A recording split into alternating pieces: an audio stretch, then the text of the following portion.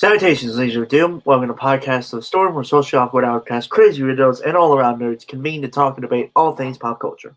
With me, as always, is my co-host, the Nerdy Occultist, aka the Authenticator, Dalton L. Mortimer. Hello and good evening, everyone. Hopefully, our second co-host, the primordial source of evil in comics, Corrupt, will be joining us soon. And I'm your host, last time we'll want to be the Brainstormer of Pop Culture. How's everyone doing today? I am doing well. I cannot speak for our audience or whether we have one.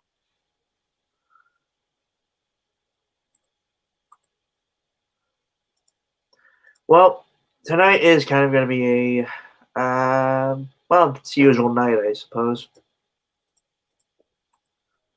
If the last few weeks have been light on the stupid, this week will certainly make up for said stupid. Meh. Not sure about that. I am unfortunately still a little sick. Mostly it's just my nose is a little clogged and a little scratchy voice, but I'll power through it tonight. So yeah, articles, trailers, and two dudes trying to be funny. Emphasis on the word trying because, well, it's us and you get what you pay for. And incidentally, you don't pay for anything. Yeah, we do this all for free, so be grateful, folks. Yeah. Until we get a large enough audience to justify a crowdfunding platform, in which case we will then be extremely grateful for anyone who does. But until then, we reserve the right to snarkily complain at you because you choose to show up. And clearly there means something is wrong with you or us. Or both. Probably both. Yeah, probably both. Granted, who would pay us to be funny? Someone from a post-apocalyptic dystopia timeline? Probably. Because we're at least funnier than a post-apocalyptic dystopian timeline. Barely, but we are. Right, so kind of moving forward. Our first one will be actually the two articles we'll be covering are about the same thing.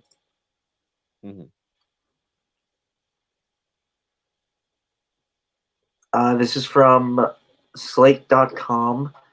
Joker's Oscar nominations are a joke by Dan Coys. This was published January 13th, 2020. Already your title is whiny, edgy, and needlessly re-worthy. So Right.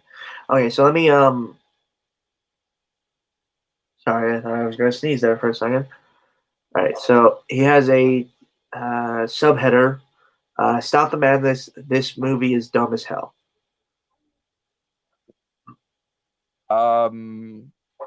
would love to agree with you, Dan, but Joker was awesome, and the burden of proof is in your court, my friend. Right. Okay. So, okay. So Dalton is kind of going to be majorly talking for most of this, I assume. I will read it and offer any opinions I do have. Though I will state that mostly with Joker, I'm indifferent. I do enjoy it, but I can understand criticisms of that movie. Not like stupid shit like this, obviously, but Yeah, I no. mean, Okay, for the record, if you want to criticize Joker on grounds that actually pertain to the movie and aren't just reactionary whining, feel free to. It is not a perfect movie by any stretch of the imagination.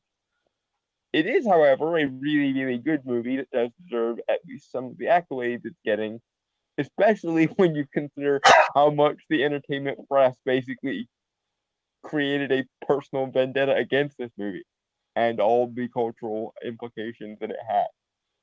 So, yeah, I'm going to defend this movie if and when these criticisms are stupid, and if the criticisms by some miracle are not stupid, then I shall say so. But given the unnecessary whining of the title, I don't have high hope. okay. So shall we begin? We shall begin, yes. It has begun. Look, it was fine when people liked Joker. It made $1 billion. That's understandable. It's a comic book movie with style. I think it had a little bit more than style. It also had quite a fuckload of substance, as demonstrated by the fact that literally everyone in the entertainment media basically had a vendetta against this movie for a good solid couple of months.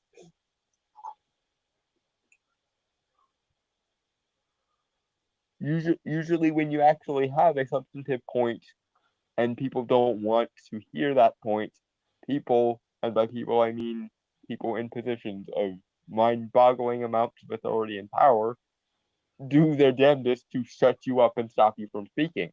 That's how you know you're actually getting to the heart of the matter and not just uh, falling in line behind the most profitable and fashionable moral system vis-a-vis, social justice and shit.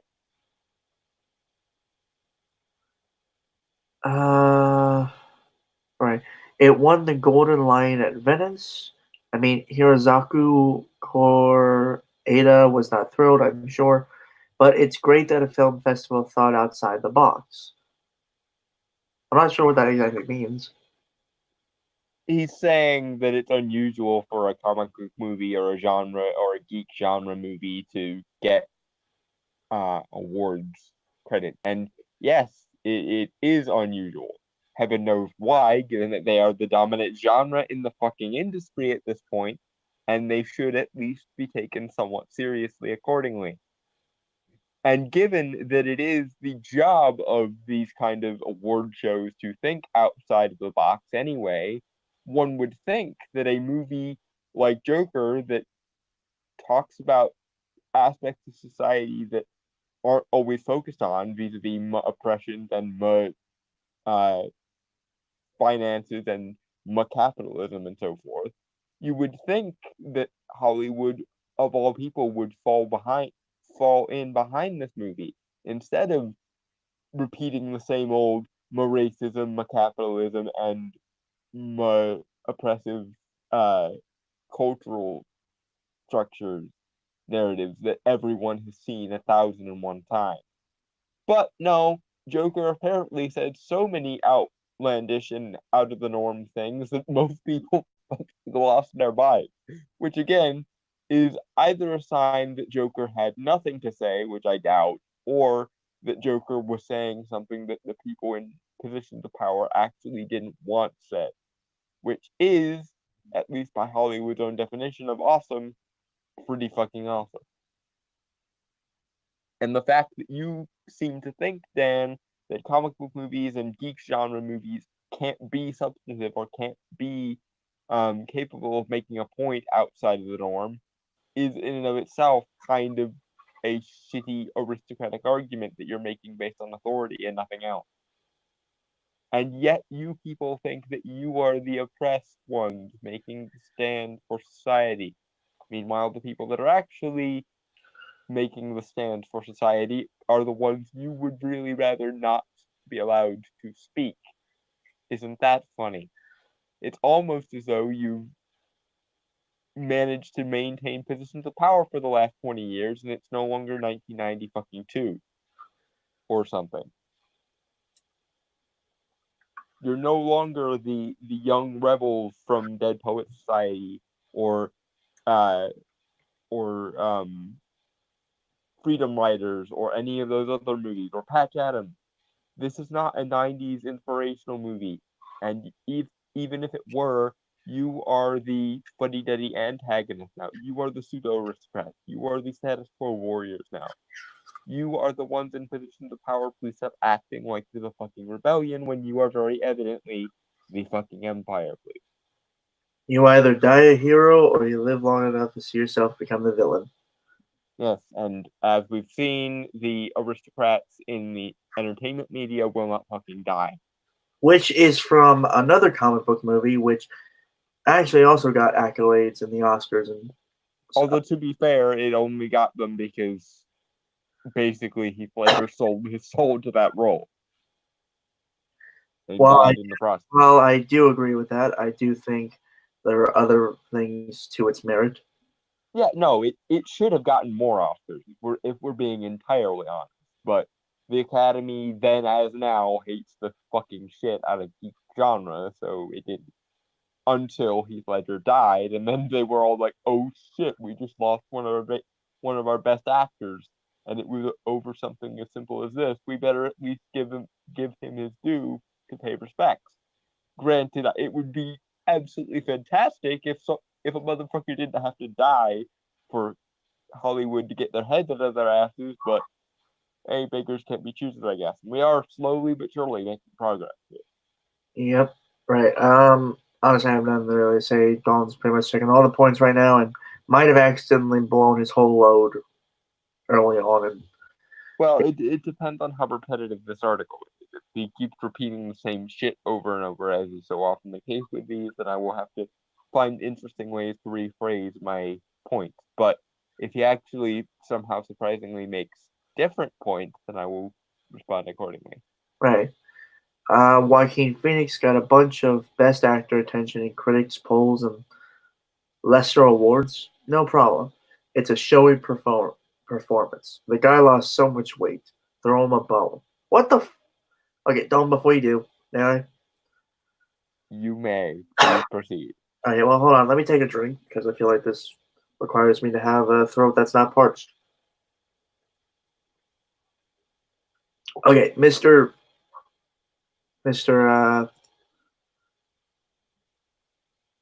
Coys. Okay. Joaquin Phoenix delivered a performance that was very layered, very nuanced, that gave insight to a man behind the mask of a monster that has been most commonly referred to as an agent of chaos. A being so devoid of human emotion or attachment that he's just seen as a primal elemental figure of destruction and death. We see that there is actually someone behind that painted smile. He is a fractured, broken person that has been given a bad hand in life. It feels like he is owed something, that the world owes him something. And he takes his anger, his frustration, all that pain out on everyone else. The reason why Joaquin Phoenix lost so much weight was to show the character of Arthur Fleck is both malnourished, mistreated, and just it adds a more inhuman look to him as well. Mm-hmm. You are singling out one thing that, granted, many other actors have had. Christian Bale, for example, and Gary Oldman, who are very well known as chameleon actors. and I would group Joaquin Phoenix with them as well. Hmm. And he's done it before for other roles as well. Right, and so it's just while he isn't the first actor to do that, he also adds something to it as well. And I think that's all I have to say right now. Okay. You good? I'm not angry, so Okay. So, Dan. What's his last name? Coys, I believe. I'm just gonna stick with Dan for the sake of simplicity. Dan. His loss of weight, okay, is probably the least impressive part of the Joker performance. The part of any actor, especially of the method variety, which Joaquin Phoenix is the power to either embrace the character in your own mannerisms, like someone like Anthony Hopkins. He plays, British intellectuals in just about every role because, by all accounts, he is a British intellectual. Or I wouldn't count in the case Last of, Night as a good one. huh? Transformers: The Last Night. I wouldn't count as a good performance though. No, but well, to be fair, he did the best he could with what he had. He just True. didn't have anything because fucking Michael Bay. Fair enough. But the other side of the acting coin, then, is the side of the acting coin wherein an actor can utterly disappear and essentially become possessed or channel their character. Joaquin Phoenix is of this second breed of actor. And it is this, not to mention the fact that we see an utterly broken average man and the desperation with which he is infected, as Brainstormer was just getting at, that makes Arthur Fleck such a compelling character. The fact that we can look at a character who is going to become one of the most archetypically monstrous beings in all of comics, or in any medium for that matter, and find the sympathy, find the man behind the smile, as Brainstorm put, which I actually, that was a really good turn of phrase, is absolute genius. And moreover, this isn't just any Joaquin Phoenix performance. This is Joaquin Phoenix playing Arthur Fleck. There are many, many, many performances for which Joaquin Phoenix deserved an Oscar. One of my all-time favorite movies of the last 10 years is Her, in which he played Theodore Twombly. He deserved an Oscar for that. He did not get it. There are many, many performances which Joaquin Phoenix deserves an Oscar for, because Joaquin Phoenix, as far as we know, just seems to be that much of a badass. But his Joker performance was frankly on another level. This is a career-defining performance.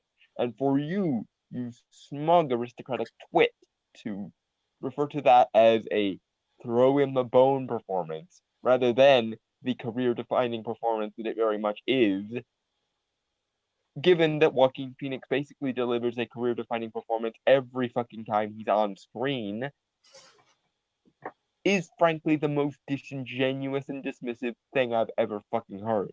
And given how often we deal with disingenuous, dismissive dickbaggery from pseudo-elected aristocrats like you in the media every week on the show, that is saying something.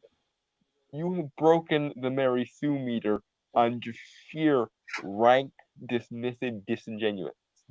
Fuck yourself with a smile, because that is the appropriate thing to fuck you with in this instance.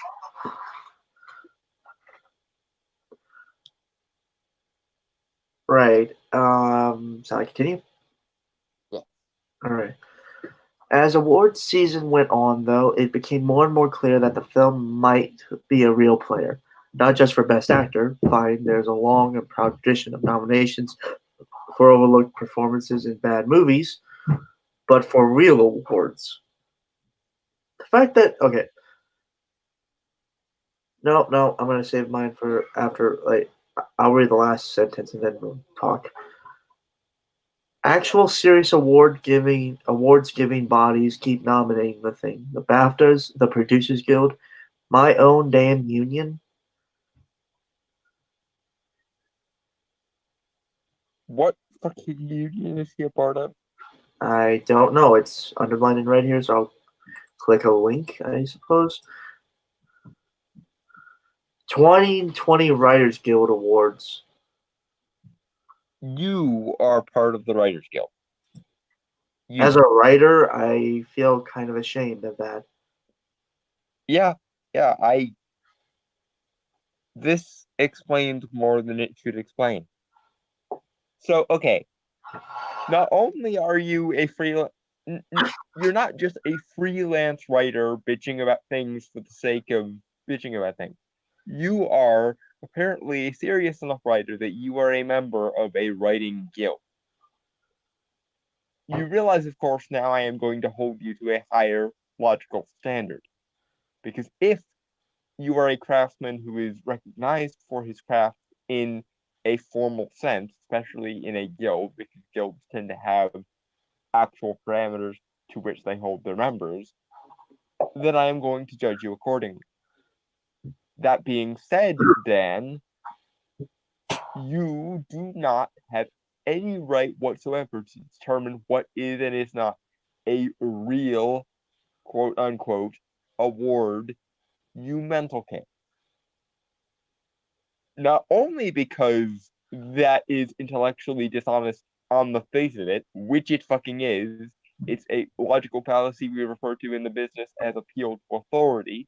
And if you're going to pull out the writing guild card, then I can play the taking things seriously game too. But also because in the parameters of the Oscars, they are generally speaking 5 awards that are considered to be the big ones, the major ones. Best Picture, Best Actor, Best Director, Best Actress, and Best Score.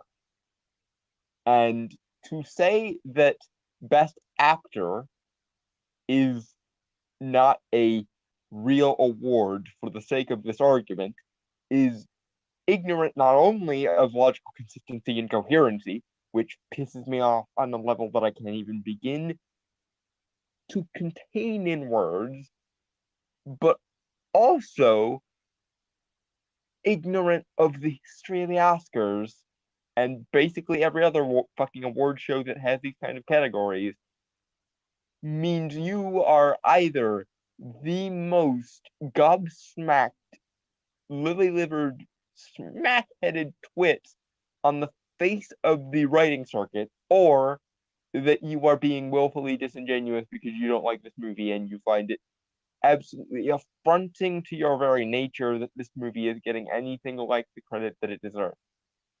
And being as I'm clumping for option 2 there, because I don't think you could conceivably be this stupid, or if you are this stupid, it's because you fixate on an ideology that makes no fucking logical sense. I'm just going to call you the most dismissive and awful things that I can think of. You cunt.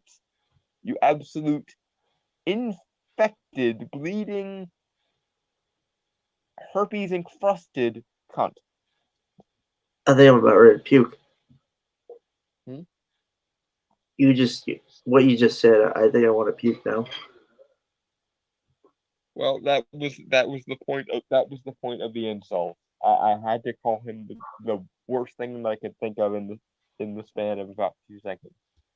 So yeah, this was not good. All right, but right. With what Donald said earlier, I do agree that he's now that we know he's part of the Writers Guild, even though I'm not fully versed in what the Writers Guild exactly is, we should be holding him to a higher standard now, and we'll be looking at him more critically than what we did before. Also, and he is being very dismissive for some reason of this movie. And I'm going to put on my writers, directors kind of cap and kind of mention the things that are good about this movie and why this movie should be nominated for many things. I already mentioned Joaquin Phoenix's performance. That's one thing. And also, if you guys want to play your drinking game, I suggest you get some things to drink now.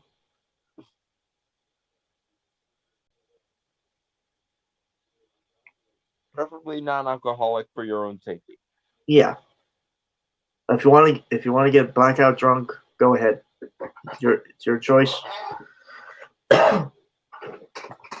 Anyway, well, so first off, the direction of this movie. It is very much, while it takes inspiration from other movies, that's obvious. It still has its own legs, so to speak. Simply on how creative it does with its cinematography, its use of how it just looks mostly.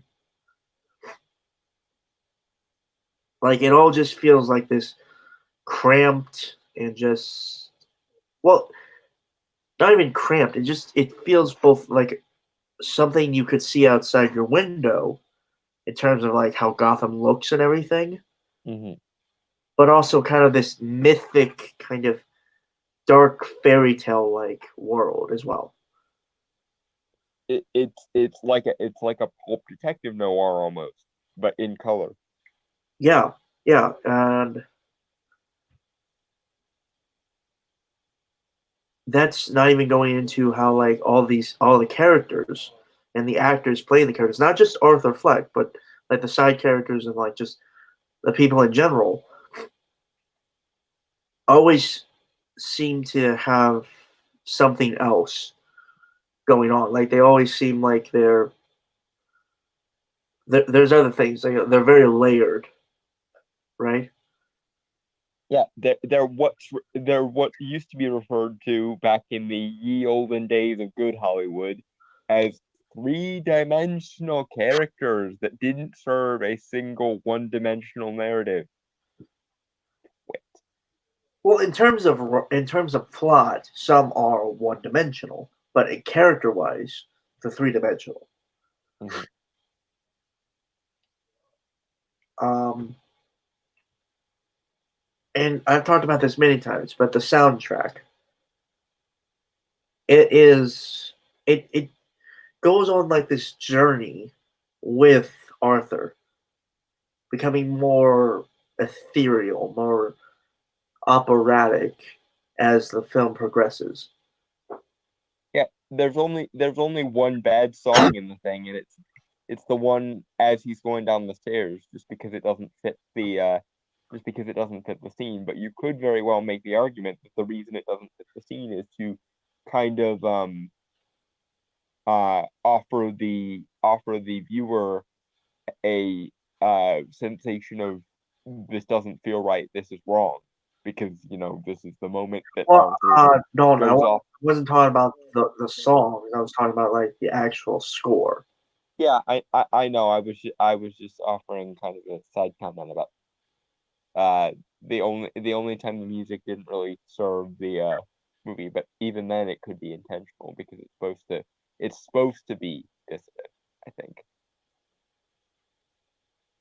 Yeah. So it's just I there is a lot of good things to say about this movie, and the fact that it has kind of an somewhat ambiguous like ending that keeps people guessing and talking about it is one credit to the writing of Hmm. like its script and like its story as well. Yeah, because it would appear, at least to those of us that are willing to be intellectually charitable towards the movie, that Todd Phillips wasn't interested in hammering in a single dimensional lesson or moral or narrative. He was interested in offering a three-dimensional perspective on things that actually, in some instances, pertain to things that happen, rather than just the moral caste system of every other fucking um every other fucking Oscar bait movie out there. Right. Also, again, relating to the journey of Arthur Fleck and story, we see a man who does his best to try and be nice to everyone, try to be good. But we know that he has this darkness in him. And as the film progresses more and more, we see that slowly the facade of good man that he was putting up for so long just starts to melt away, and he just envelops himself into that animal that's been inside him. It breaks down because the world around him insists that it breaks down. He's essentially the one good person trying to maintain a scrap of optimism for the world in the midst of a world that is very much interested in making him either food or just straight up evil. And as per the Killing Joke, that one bad day happens and he decides, you know what? All the bad shit in life that by right should be considered a tragedy, it's kind of funny. Ah! Etc. What the So, that huh? voice? What was that voice you just did? I, let's not dwell too much on Oh my inner no, no, don't. We're dwelling on that. insane We're dwelling clown. on that right now. What? We're dwelling on that right now.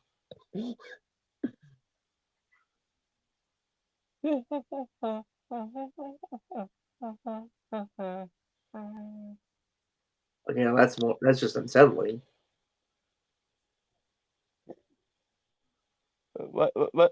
Let's just say there is a part of me that relates to Arthur and be done with it.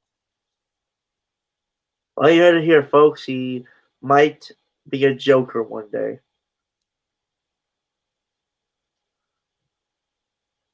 All right, so moving on with the article today, referring to January 13th, as Joker receives 11 Oscar nominations, the most of any movie, including Best Picture and Best Director, is the day that someone must stand astride the tracks and say, enough, stop the madness. Joker is not the best picture of the year. Joker is dumb as hell. Okay, so before you say anything, Dalton, I just want to say this one thing because I know you're gonna go on a rant from that. I'm sure. Mhm. Um, I will agree somewhere that Joker may not be the best picture of the year. There might be some other contenders, and feel free to disagree with me, Dalton. That's fine. It is a good movie that deserves a nomination, and Todd Phillips also deserves a nomination for Best Director. But it is not dumb as hell. It is actually a very well constructed, well masterfully made movie. And if you think it's not, then, well, Dalton, would you please? You are, in fact, a moron. If you cannot see the difference between a single directional, single moral narrative, as is so often the case with so many of these fucking moralizing Oscar bait movies, and a three-dimensional, essentially world analogous to our own that is trying not to make a single point, but is simply trying to accurately portray shit. Secondly, you are assuming your conclusions. You have declared this movie bad without any arguments other than I declare it to be so. And here is a tip for you, Dan. The people that are actually standing to fight something that deserves to be fought don't have the luxury of simply declaring things from on high because they're not the ones on high. They're not the ones who can just snap their fingers and banish things to the irrelevancy dimension because they say so. When you're actually making a point, Dan, you have to make this thing we call an argument. Because people who are actually clawing their way up out of the muck of irrelevancy and oppression, if you want to use that term, actually don't have the authority to just banish things with a snap of their fingers. They have to earn legitimacy by meritocracy and making a fucking argument. So what do you suppose that makes you, you self-righteous moral aristocrat? That no one elected and no one appears to give that kind of legitimacy except for other fucking aristocrats. And need I remind you, sir, that I don't know where you're from, but this is America. And we don't take kindly to no fucking aristocrats round these parts, boy. It's a good way to wind up with your head in a basket, either literally or metaphorically. At this point, metaphorically, because it hasn't gotten as bad as it should be getting, but one of these days you're going to push it too far, and I'm not going to be surprised if it's your head in the basket. Because when you act like a pompous dickhead, declaring things from on high with no argument and simply assuming your conclusions because you say so, you wind up with a head in a basket because people will not be spoken to like that. And people are perfectly in their rights to say, I shall not be spoken to like that, especially not when you're judging me based on the kind of art that I like. You twist. Better? Hmm? Better? For now, yes. Okay. Okay, so it was actually earlier when we were talking about before we read that part, I saw this line.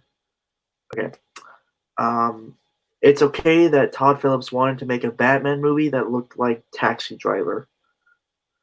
That's a fun thing to do in the context of a comic book story. The result was exactly as entertaining and dumb as you might expect. Okay, both me and Dalton. I can't speak for Dalton actually, but that feels like a very patronizing, very looking down on someone kind of thing of saying. Yeah, because he's declared without any kind of reasoning, or at least he doesn't feel any burden to provide any reasoning, that this kind of art is inherently dumber than all other kinds of art.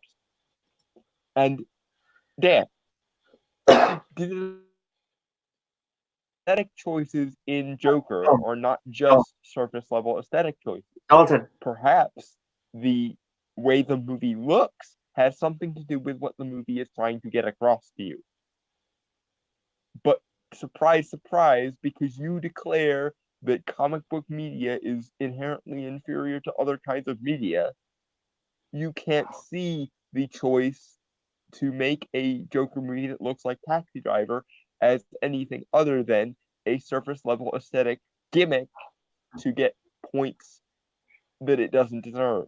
Did it ever occur to you that if you actually examine the substance of the movie, the actual souls of the movie are similar to the souls of Taxi Driver, King of Comedy, Falling Down, and a bunch of other movies very similar to it? Because it's about a man who essentially wants to believe in the best in people and the best in the universe, and the universe very evidently shitting all over said dreams until it's either find the world depressing or put a smile on your face. I shouldn't have to explain this because it's patently obvious, but I fucking do because you are actively avoiding looking at very obvious shit. And not only are you actively avoiding looking at very obvious shit, you are so convinced that very obvious shit isn't there that you are willing to dismiss an entire art form on the basis of it being surface level and dumb, when in fact it is you who are fixated on aesthetics in this case, sir. Not the audience, but you, because you can't see the substance. And because you can't see the substance, you automatically assume that the substance isn't there because you could never be wrong or unobservant. You are this finely tuned writing guild motherfucker that apparently can't do anything wrong. It must simply be the audience who are hoodwinked into believing there's substance when there's not. Because you could never fail to see substance that is plainly obviously there. Never mind that you're basically avoiding an entire section of reality because you don't think it should exist, and Dalton, therefore it doesn't in your mind. you good? Okay, moving on. Well, actually, I did want to bring up like a couple of examples that actually put comic book storytelling, specifically like in television and film, Yeah, to kind of refute his point. please do. Okay, so I will bring up two from TV and movie. Well, one from each, and then I'll bring up my own, if that's cool. Mhm. Proceed. Right. Okay. So Daredevil, which is kind of regarded as one of the best superhero TV shows ever. Mhm. The character journey of Matt Murdock, right? Mhm. In regards to the Daredevil Netflix show, I haven't really read much of the comics, so I'm not well versed in that character except for the show. So I just wanted that to be clear. Mhm. He goes on a crisis of faith with God because he's I believe a Catholic. Yes. It's just like a normal Catholic, or is he some type of different Catholic? I don't think they ever specify any particular sect. I think it's just Catholic. Okay. Again, just trying to be sure about that. So he okay, in the first season, he goes on a journey of, well, obviously it's the question whether or not to kill a man, but it's also kind of the classic kind of guilt of I believe Catholicism, Yes. which is again, I'm not well versed in Catholicism, so I'm not sure if you are either, Dalton. Loosely, but not enough to speak informed on anything that's not directly like mystical in nature. Like I could sit here and talk about exorcism for about half an hour, but it's Right, not right. really Okay, relevant to the overall religion. so if anyone remembers the first season, the first ever scene we see of Matt Murdock is him in a confessional. And one of the best lines said by Charlie Cox, right before we get into the action scene, is he's not asking for forgiveness for what he's done. He's asking forgiveness for what he's about to do. Which, he's a lawyer, but he's also a vigilante, which obviously conflicts very much. Mm-hmm. So, yes, and I think if you take out the superhero stuff, it's still kind of an interesting show for Daredevil in terms of like a courtroom procedural kind of way. Mm-hmm. And again, there are other tiny bits within the first season where he also goes through a kind of breaking down of friendship with his best friend Foggy, who's also his business partner in their legal Firm. their firm. Thank you, Dalton. And they so and in the second season he also again he goes through that kind of the question of whether or not it's right to kill with the Punisher, and also trying to understand a man who has pretty much lost everything, even his own faith. He can't turn to that. It was also broken by scars of war and the scars of losing those he loved. And it's kind of similar to Matt, but to an even greater extent with Frank Castle. And again, season two, before season episode 5, which is entirely focused on the Punisher, the rooftop scene where they argue about that stuff, killing and uh, whether it's right or wrong to take justice into your own hand and stuff. And yeah, so season 3 where Matt has lost faith in in the law, in God, and stuff like that. And I think even a little bit in himself, you know. Mm-hmm. And he's convinced himself since when Wilson Fisk Kingpin gets out that he's convinced himself that he has to kill this man because he sees this man as nothing but evil. And Wilson Fisk is kind of a mirror to Daredevil as well. That tragedy has kind of marked him and made him the man he is now. Because he killed his father and stuff in the show. So yeah, again, like the journey of Matt Murdock through the first 3 seasons of Daredevil is a very complex, very twisty, winding road that really has no clear, definitive end nor answers given for the character. It's all for interpretation, Mm-hmm. which obviously can be construed to how real life really is. Mm-hmm. There are no true certainties. Captain America from the Marvel movies. Yeah. I realize I'm using Marvel as an example, and it's just recently they've done really good character work. Okay, well, I have a few examples that aren't Marvel related. The first example that I would bring up would be Mr. Glass in M. Night Shyamalan's Unbreakable trilogy. To think about think about a world where you are definitively cast as the villain, and you are also as brittle as Glass. Speaking as someone who has a physical disability and has been very, very brittle for most of his life, not quite osteogenesis imperfecta brittle, but still fairly brittle, and someone who has a fixation with his own intellect. Um, when people have a tendency of, if you're not physically imposing, you are largely irrelevant. If you're not physically capable of X, Y, or Z, you are basically irrelevant. You have nothing to offer, you have nothing to do, etc., etc. And when everyone is against you, you start to wonder, well, maybe I'm supposed to be the villain. And if I'm supposed to be the villain, then I can at the very least be the best villain that I am capable of being.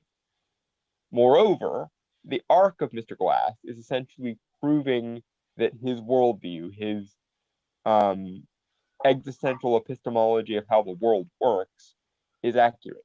He's essentially proving to the world that there is something more than mere human to aspire to. And in the process, he dies. Of course, he dies, though, because he's a man made of glass. And of course, in the end, the ultimate question of Mr. Glass is essentially, given that not dying is not an option, what is worth dying for and what is worth living for? And most importantly, never underestimate the mastermind. That is one hell of an arc. It is also fundamentally contained within a superhero movie. Unbreakable, you could make the argument that it's quote unquote subverting or parodying or grounding superhero movies. But Glass, by the time Glass rolls around, I'm convinced M. Night Shyamalan just said fuck it and made a straight up superhero movie, complete with overarching society of villains, because why the fuck not? And it is my contention that Glass is much better as a movie as a result of that. Because it doesn't subvert anything, it just straight up embraces what it is. Another example, in DC, probably my favorite comic book movie before um the sort of golden age of comic book movies that we're currently in, that started with Iron Man and the Dark Knight. and that's V for Vendetta. Every single ounce of that movie is rooted in um is rooted in classical liberalism, i.e., Thomas Jefferson, Thomas Paine, Benjamin Franklin, George Washington, Voltaire. It's basically classical liberalism versus authoritarianism. And you could make the argument that it's classical liberalism versus fascism, but we don't really see where Sutler's regime falls in terms of its economic policy. So I'm just going to go classical liberalism versus authoritarianism and leave it at that. But that speech that V gives to the people of London, where he basically lays out how authoritarianism happens, how morality gets used for the sake of basically stymieing human nature, how the people who are most to blame for authoritarianism are people who are too willing to excise the blame from themselves and deliver it to a overarching structure that will save them. That whole speech becomes increasingly more relevant as the years go on because people will use morality to try and control existence. And it is one of the most capricious things in human nature. The idea that someone with the permission of their own conscience, as C.S. Lewis would say, will basically nail all of reality into place so that nothing amoral happens or nothing beyond the scope of their morality happens. And in so doing, will stymie basically everything that makes a human being. A human being is one of the most fundamental principles of our species, and it's something that we need to focus on more. But every ounce of that movie is also a comic book movie. And the very notion that superhero storytelling can't or is inherently dumber than any other kind of storytelling is both extremely pompous and authoritarian, and probably the most dismissive thing you could say. No one elected you the presider of what is and is not art. Please fuck all the way off. Right. I'm not sure. Do you want me to talk about the a character I had written for a superhero story, or do you just want to move on to with the rest of the article? I'm not really picky on either. I'm just If you want to, you can, but we can always save it for later, or we can move forward if you want to. if it if it requires me to bring up my example of a hero that would have a very complex story, then later, yeah. Yeah. Okay. Okay. Moving forward. And I just don't want to draw this out any longer. Yep. All right. The result was as entertaining and dumb as you expect, as you might expect. What the result was not as one of the 11 or 21 or 51 best pictures of the year. To reward it as such is, well, not smart. Who the fuck cares what you define as smart? Given that intelligence is not some flat ethereal quality that is bestowed from on high. It's a quality and a relationship between how one processes information and said information. And given that your basic argument boils down to, I declare this thing to be dumb inherently, and I declare this Well, thing to be smart he does inherently, don't. it very ironically indeed, Dan, looks as though you are not very smart, or at the very least, that your intelligence is currently blocked off to you because you're so busy focusing on a norm of discourse and basically authoritating over what you do and don't define good art to be without any substantive argument. So, Well, go ahead. he does give some points on why he thinks it's dumb after. Okay, so he does actually present an argument. I rescind that portion of my criticism until we've actually looked at his points. Though I did read a little bit of it while you were going on that rant, Mhm. so you may have to rescind the resend of your statement. I will temporarily rescind my complaint about you not providing an argument, depending upon the quality of the argument you provide. If the argument you provide is basically nothing but I declare this to arbitrarily be good and this to arbitrarily be bad, then I am going to maintain my you didn't actually present an argument point. Shall I? Mhm. Okay. From its dumb yellow title card to its anti-hero's dumb delusions of grandeur to its dumb absolute belief in its own transgressiveness, Joker is just as stupid as can be. It is a movie designed to seem impressive to anyone without much of an understanding of film history, who's maybe seen clips from Taxi Driver online. It's a movie designed for people who must rush to get on Twitter to see if anyone catches the reference. Okay, Dan, you have just postulated something without any kind of evidence, okay, or any kind of logic to back it up, and the crux of your proposal or your proposition is declaring one thing to be smart and one thing to be dumb and projecting the motives you perceive in people onto those people without any argument. That okay. And in regards to your transgressiveness point, this we most assuredly can say is wrong because I don't know if you've been paying attention for the last few months, Dan, but at the very least, the one thing you can definitely call Joker is transgressive. The problem is you normally consider transgressiveness to be a virtue because you consider yourself to be the underdog and you consider the status quo or the normal way that things function to be completely and utterly irrelevant. The problem is that you haven't actually defined what that normalcy is.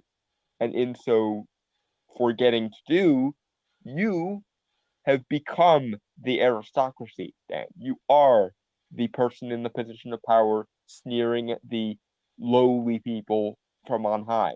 It doesn't matter how much you want to claim to be fighting for the working class or the poor or the oppressed or any of that shit. Given that the people who you claim to be presiding on the behalf of actively disagree with you and the people who do agree with you are also the aristocracy. The people who you claim to be fighting for, the people who you claim to be the great steward of, are the people you define as dumb, then.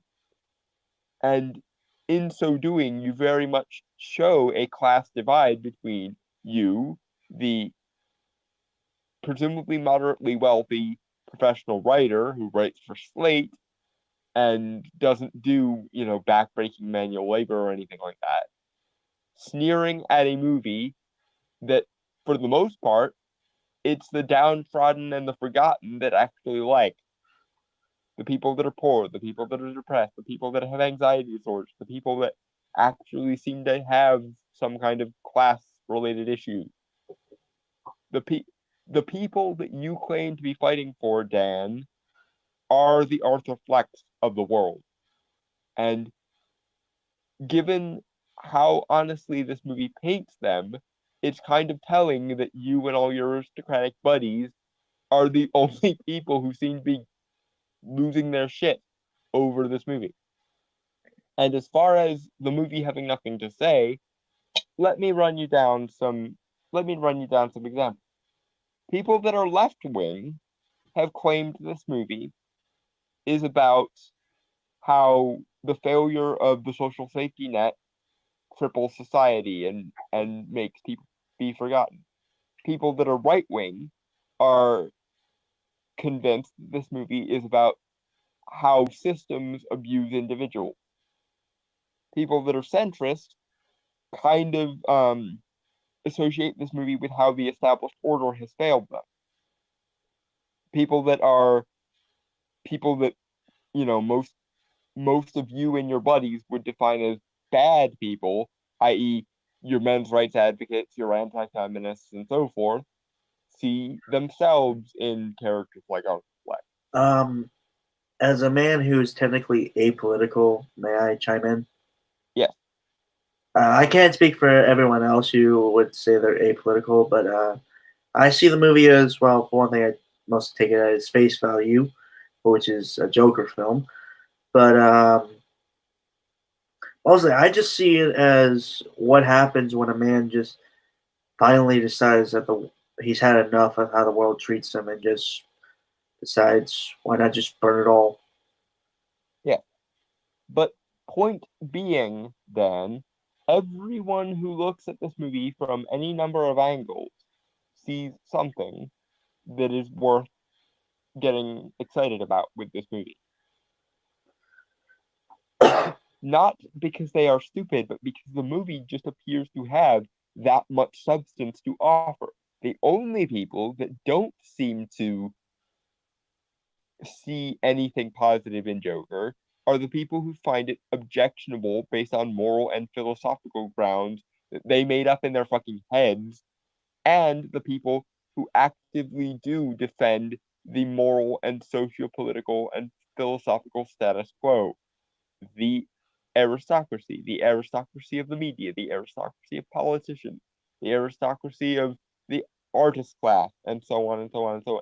The people who are the society that Joker is pointing at don't like that it's pointing at them in a way that they would prefer it didn't. Because that's the secret lie of Hollywood. You can say whatever you like about society just as long as it doesn't make us feel bad. Because you like to believe that you are the poor put upon oppressed minorities in movies like Patch Adams and Dead Poet Society and Freedom Writers, when in actuality you have become the exact normative, moralistic aristocracy that you hated when you were a kid in the 90s. But it's not the 90s anymore, it's the 2020s. And you have become the old fuddy-duddy moralist that everyone hates. You think you're special because your moral system has different MacGuffins in it, but it's the exact same structure. It's just from the other end. And the fact that you can't see that means that you have no consistent principles, or that you are so blind to your own hypocrisy that you forget to exercise your principles when it's inconvenient for you, or when it looks like somebody might be holding up a mirror to your face and you don't like what you see. Well, I'm sorry, but art, reality, logic, and reason don't give a fuck about your feelings. These things exist independently of human beings because that is their fucking job, sir. And they may not always agree and they may not always overlap, but when they do, it's people like you and your aristocratic buddies that end up getting the worst of it. I continue. Yes, go ahead. Oh right, he links a tweet here. Kevin Del Capo, who posted a picture of Joaquin Phoenix's Joker in the police car looking out the window, and then Heath Ledger's Joker with his head sticking out the window like a mad dog. Mm-hmm. Honestly, I wouldn't have put two and two together. And plus, I think that's just a coincidence than anything. Well, like I said in response to the Movie Lab video we covered on this, I actually think that Joaquin Phoenix's Joker acts perfectly well as the answer to Heath Ledger's Joker's question. Heath Ledger's Joker, why so serious? Joaquin Phoenix's Joker, well, let me tell you, basically. Yeah. Joker is a movie for people who think that blood splatter and dwarf jokes are daring and provocative.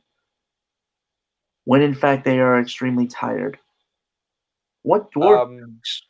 Dan, I don't know where you're getting that from, but nobody with any kind of substantive voice in the discussion has said anything remotely positive about the blood spatter or the dwarf joke. You know what's weird? I have heard people say that it's impressive how ungory this movie is and how non-violent it is, given how impactful the little violence that is in the movie is in it. But yeah, nobody has said anything about the blood spatter being provocative or entertaining. Yeah. Not to mention that I see no reason why anyone would claim that, except for the person in your own mind who apparently is so base that you okay, this is the thing that I'm noticing, Dan, and you're free to correct me if I'm wrong. But it seems like you think that the audience for Joker is the audience for the average Michael Bay movie, the audience that mindlessly claps for shit like explosions and shit. But I'm sorry to disappoint you, Dan, but for the most part, as I said, everyone takes something different from this movie, but no one takes mindless entertainment from this movie. This movie isn't the kind of enjoyable popcorn movie that most comic book movies are, or most Michael Bay movies are. This Um, movie is fucking depressing in spots because it's actually trying to be a substantive voice in the discussion. What discussion it's trying to have and where exactly most of that substance is anyone's guess. Because again, it's not trying to make a point, it's trying to present data and allow the audience to correlate that data with whatever system they think it is.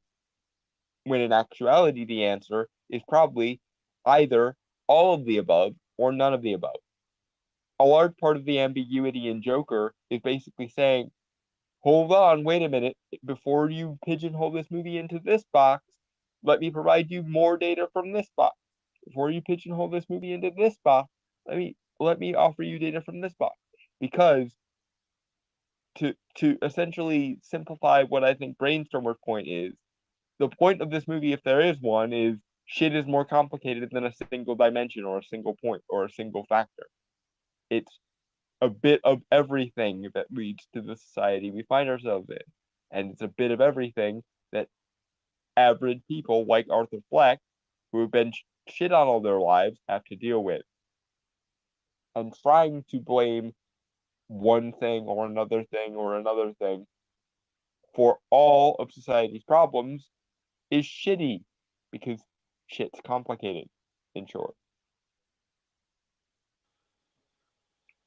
And the fact that you keep wanting to reduce this movie from the many directions that it goes from to a single direction means you are actively being simple.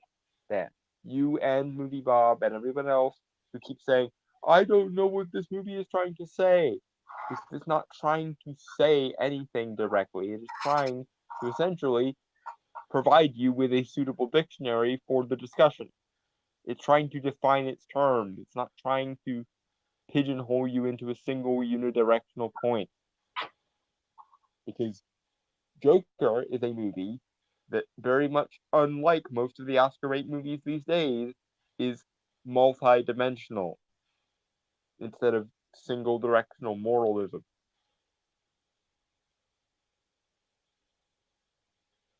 It used to be that that was considered a good thing, but apparently when we've determined that the one right answer is the one right answer, that's all we ever want to hear anymore. And how dare you provide us with a comment that's outside of our framework? Because we've determined that our framework is already right because we well, fuck your reasons and fuck your framework. You are not the sole arbiters of what is and isn't moral or what is and isn't accurate. You're going to have to you're going to have to deal with the fact that data that is outside of your purview exists and is equally as valid as your data. Deal with it. I think I realized something. Hmm. Joker will most likely get Oscars, whilst the new Star Wars movies as far as I know, have never been even nominated. I think Empire was No. The new nominated. Star Wars, movies. Oh yeah, no, I think they've got nominated for visual effects a couple times, but visual effect the technical Oscars tend to actually be the most irrelevant Oscars. That's you. Well, I'm speaking in terms of the importance that's placed on them. Like I said, it's usually the big five that are considered the most important Oscars. Right, but no, it's just something that just occurred to me. Mm-hmm. Okay. Then again, Suicide Squad won Best Makeup, so. Oh, for fuck's sake! Yeah. For what little the Oscars actually matter. The only reason I even pay attention to them is because once a movie wins Oscars, most critics can't argue that it's illegitimate anymore. So basically, where the Oscar goes, so does the clout. Right. Okay. All right.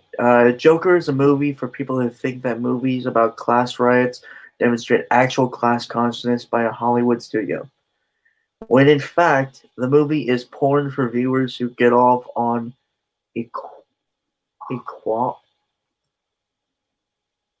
squalor. Okay, well, I can't speak for people that see everything through a class lens, but both both the libertarians and the Antifa types seem to agree that Joker is saying something relevant about class.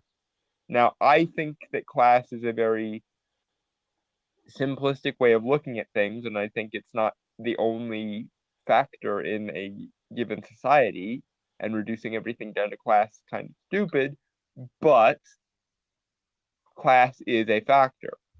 And it's enough of a factor that apparently, in the case of Joker, both the ANCAP libertarians and the anarcho-communist Antifa members both agree that Joker is good for vastly different reasons.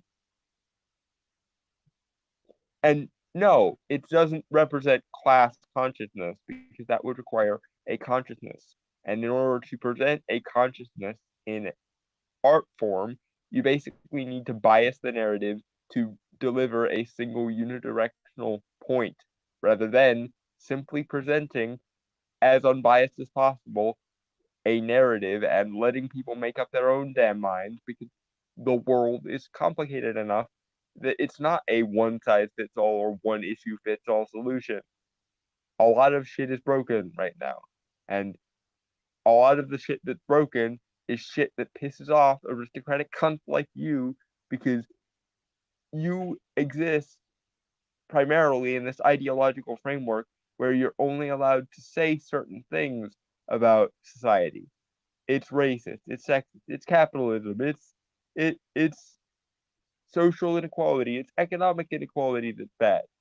No, it's all of the above, and the causes of such are not always the moral axioms that you think they are.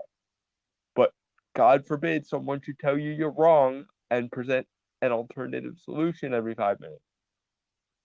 God forbid anyone should say, well, guys, maybe if we look outside of our own framework for 5 seconds, maybe we'll see things that we don't usually see. Then that person is a heretic, and you have to think of intellectually dishonest reasons to hate a movie that by rights is probably the best movie of the year, or at the very least in the top 10. Moving on. Unless you have something to say or add.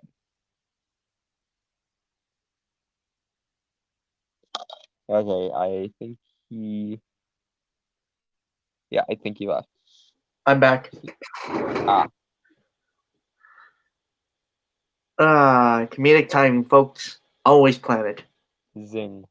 Yeah. I don't know. No, I'm not gonna. Because Okay. while you were talking and while I was doing things off screen, I was Mhm. thinking about the character I do want to talk about in relation to like this. Which, funny Mhm. enough, now that I finally think about it, because the character was based on the Joker, Mhm. more more prominently, more prominently, uh, pro word. I can't think of what it was. Prominently, more prominently Mhm. on Heath Ledger's Joker in terms of visual. But Mhm. now that I think about it, the character was more based on Arthur Fleck in terms of character, Mhm. which is funny because I made this character in middle school, way before uh, Joaquin Phoenix's Joker ever came to be. Mhm. But now that I look back, I think the character has a lot in common with Arthur Fleck. Mhm. I don't know. Like, do you guys want me to talk about it now, or Um, you can if you want to. I mean, it's just to show that it goes along the lines of that. I'm not. It's not exactly trying to say something. It's more of it's giving you something to think about. Yeah. Right. So first off, the character's name is Trick. Like a trick. Mhm. How original. But in terms, like I said, he's supposed to kind of visually at first he's supposed to represent Heath Ledger's Joker. Mhm. So when he's a kid, well, his real name is Benjamin Lincoln. Mhm. His father was a soldier, and his mother died when giving birth to him. His father, who was an abusive dickhead, blamed his Mhm. son and all that. His son was abused and shit. And one day, the he, the dad goes crazy, even more so than on his drunken tirades, and extends a box cutter knife and uh, cuts into the boy's like cheek, Mhm. giving him a kind of extended grin of sorts. Because the boy Yeah. never smiled because he had a shit life. Mhm. But it's only on one side. It's not like a full smile. It's like a grin. Mhm. Visually, it's supposed to represent that he's half. He's cut in half with the kind of. Honestly, I don't even know. I just thought it was a cool visual. Mhm. I think you could make an argument for what it's supposed to represent, but I'm not entirely sure myself. Mhm. Um, he has an older brother who kind of protected him. Well, I'll get to that later. Um, he kills his father with the same box knife that was used to cut him. Like he slits his dad's throat. Mhm. As a way to both remember his father and kind of also a way to dishonor his father's memory, he takes his father's dog tags and wears them kind of as both a trophy and a memorial. He's Ah. not he's not even quite sure which one it is, but he keeps them. Mhm. Um, he tried to go into military school, but was kicked out around age 19 or so because he was Mhm. too violent, too uncontrollable. Mhm. That's funny because he killed his dad, and he would have that mentioned in like a monologue. And the line that I have stick with him is, "Daddy was a dog of war, so I put the dog down." Mhm. Yeah. But overall, the reason why he becomes like a very big bad guy in the first place was to get his brother, who was the only one who was ever kind to him, because his brother was put in jail. Mhm. But his brother didn't like what he was doing, which was like causing like this destruction and death and chaos and shit. Mhm. So he kind of ends up feeling like he had nothing in common with his brother anymore, so he killed his brother. Mhm. And that's when the superhero I have, which is technically like a Batman character, well, actually, Punisher like character, Mhm. was going to kill him, but he didn't. And this triggers something with Trick. Because the Punisher character I have is like, he's killed a bunch of people who've done like far worse things than Trick. Why did he spare Mhm. him? Why was he the one person that the Punisher character spared? Mhm. And he had ultimately had a plan to break out of wherever he was and kind of test this with that hero. But that Mhm. hero died. Mhm. So he kind of tries to test it with a new one.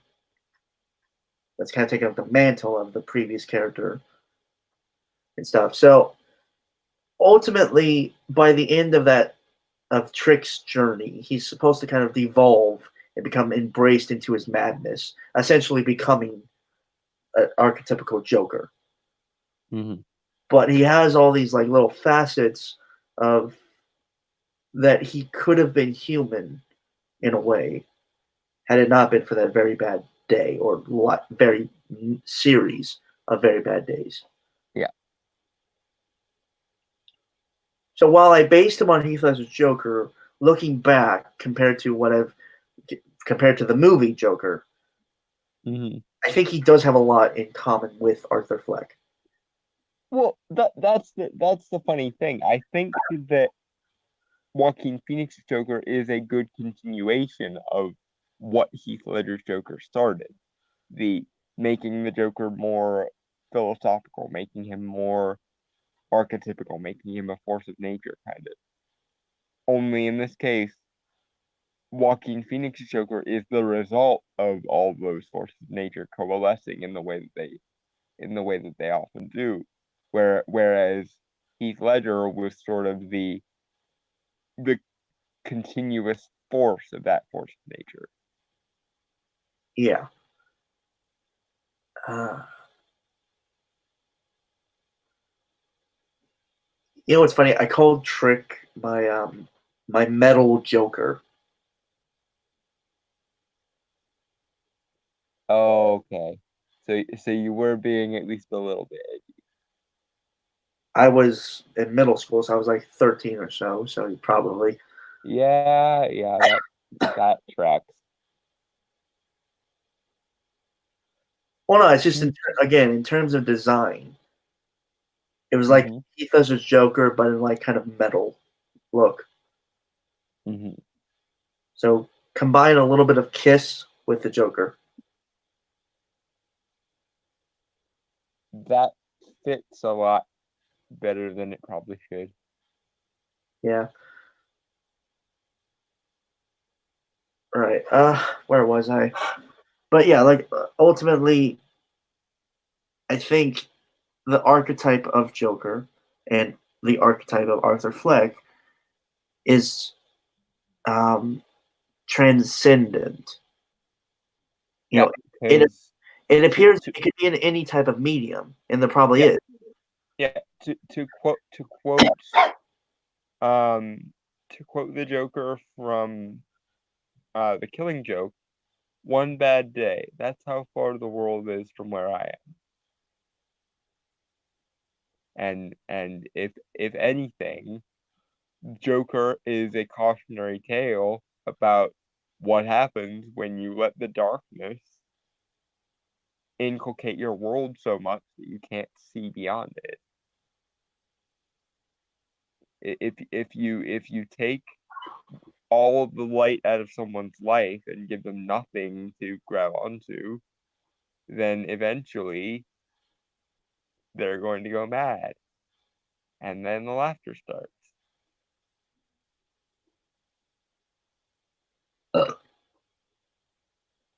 Yep. All right. Joker is a movie for people who think that starving yourself, being a pain to your coworkers, and allegedly kicking a dumpster so hard you dislocate your knee are evidence of good acting. In fact, they are not.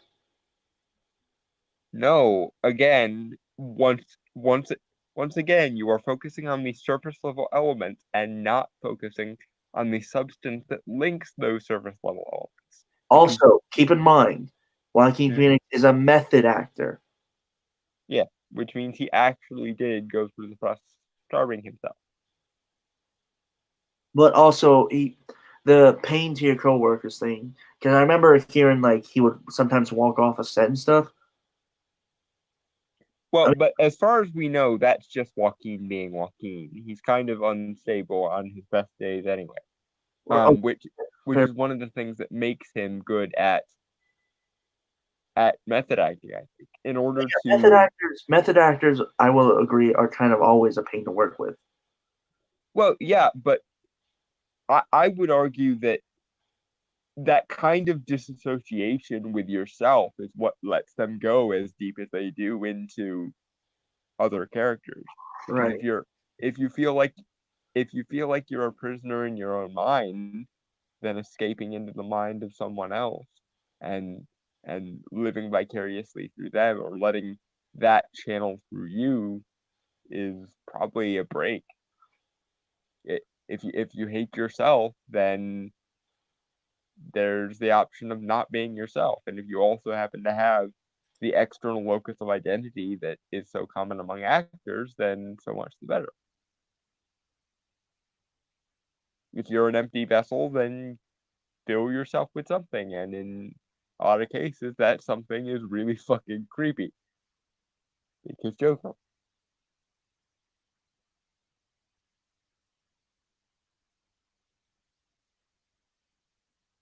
And then it was quiet.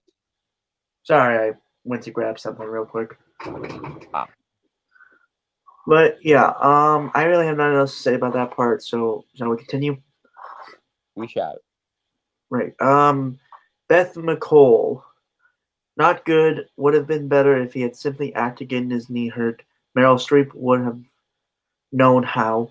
Then, well, it's a tweet retweeting something from someone called Lydia.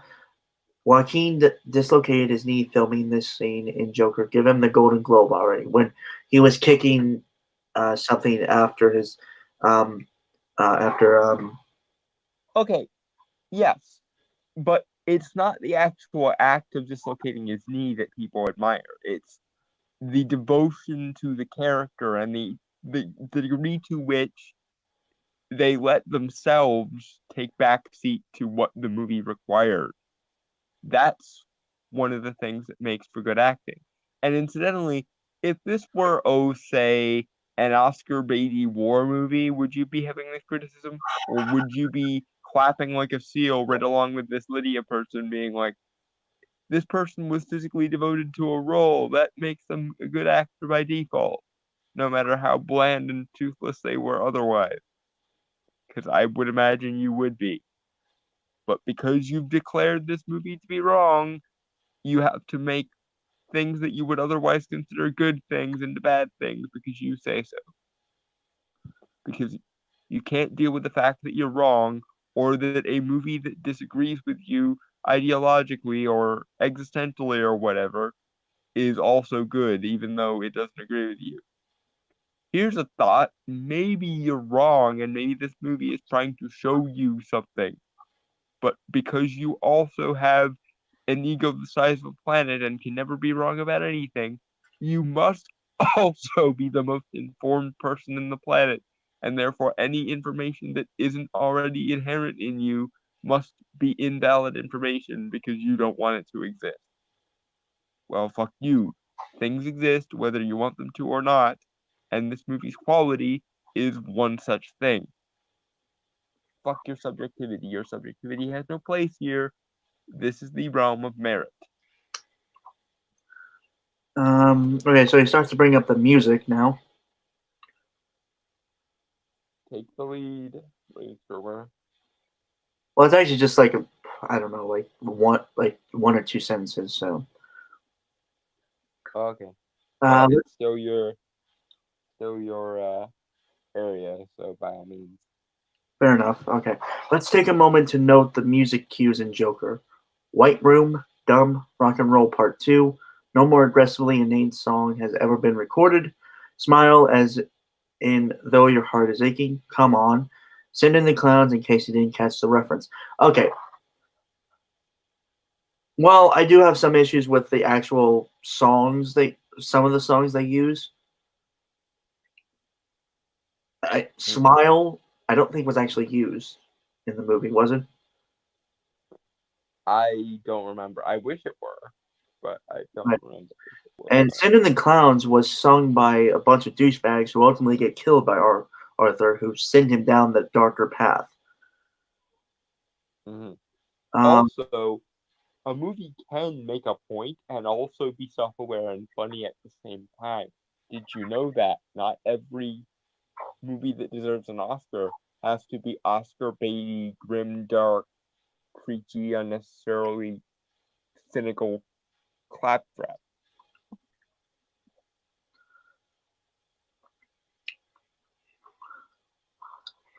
right.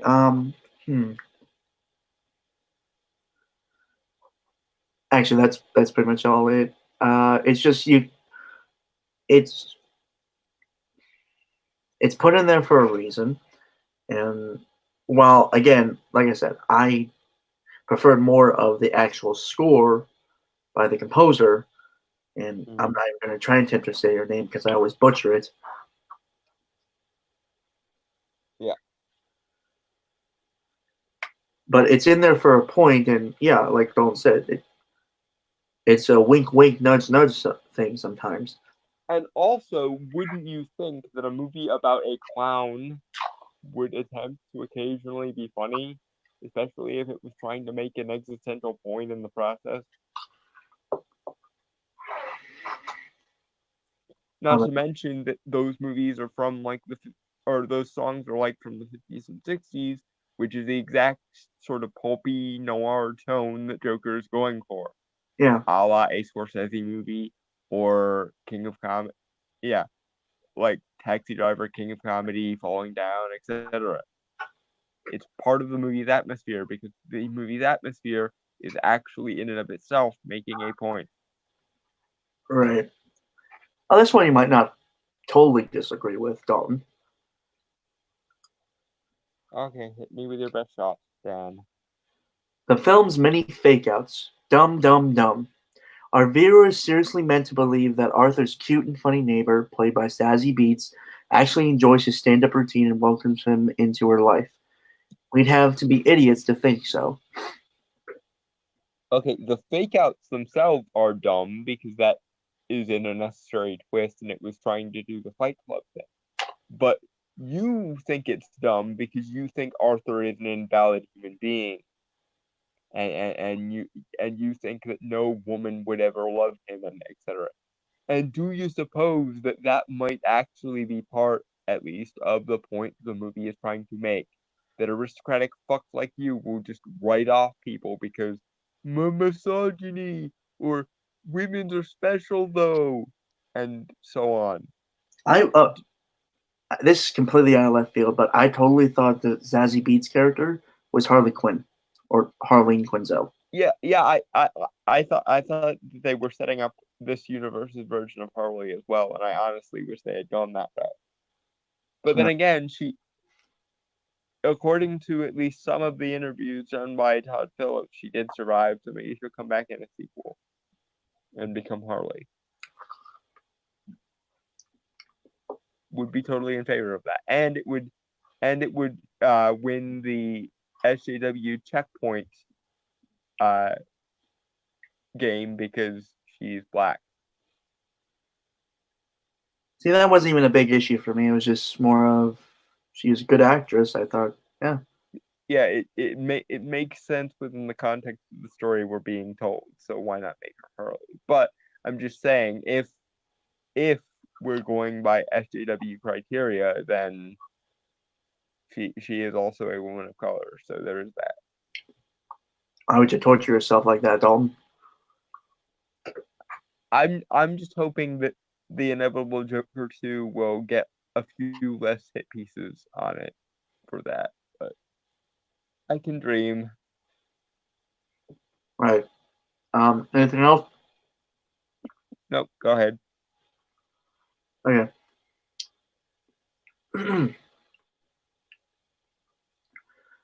Or are we meant to believe that the filmmakers intended all along for us to know we're watching Arthur's delusions?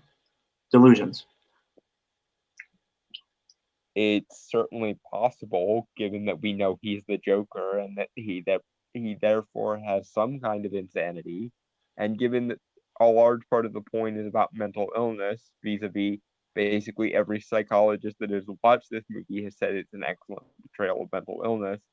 Um, yeah, why not? It's a little bit over the top, and it's been done before in movies like Fight Club, but Uh, it's not like Fight Club and movies like it have a monopoly on that gimmick. And right, while we both might agree that using that gimmick is kind of dumb, it's not out of place in the story. It just makes things drag a little bit right. and Though I hammers wish, things in a little bit too much. though Hmm? I wish they had done a fake out with and this is borrowing from the internet's janitor, who is a YouTuber, and one of his videos, which is why the Joker doesn't have mental illness tattooed on his forehead. I Yeah, took that video. It's a really good video. Go check that out. Go check out that guy. He's a really good yeah, YouTuber. he is pretty good. Yeah. Um, he gave the he gave he gave an idea about the scene where he kills the big fat guy. Hmm. Where he suggested it would have been better since Arthur is an unreliable narrator, Hmm. that it wasn't the fat guy who gave him the gun in the first place. That it was actually the fat guy trying to tell him to not have a gun. I don't know. I don't necessarily know if I like the idea of the unreliable narrator in regards to this, because it kind of ruins the whole character study thing to make him unreliable. Well, no, no, So well, the reason the internet janitor gave that idea would mean that Joker, the Joker. Um, if you work for the Joker, he he he's an unstable person who will kill anyone at the drop of a pin. right, but I think that might I think that might hammer in the nail a little bit too much. And I I think honestly the Joker is a little bit more terrifying when there's some kind of method to his madness. Because it's easy to write somebody off when they're psychologically incapable of making a point, but when they actually have some legitimacy, then they become, as the old saying goes, crazy like a fox, and in that way, Joker becomes more dangerous.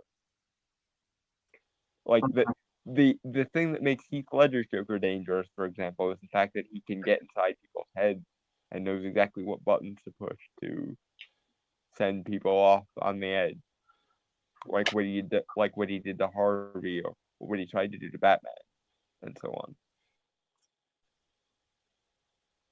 That's that's much more intimidating, I think, than it's the exact reason why a mad genius is more intimidating than a crazy person, because the idea that someone has the intelligence necessary but is just misusing it for the sake of insanity is more terrifying than just, oh, that person's crazy, therefore they're irrelevant.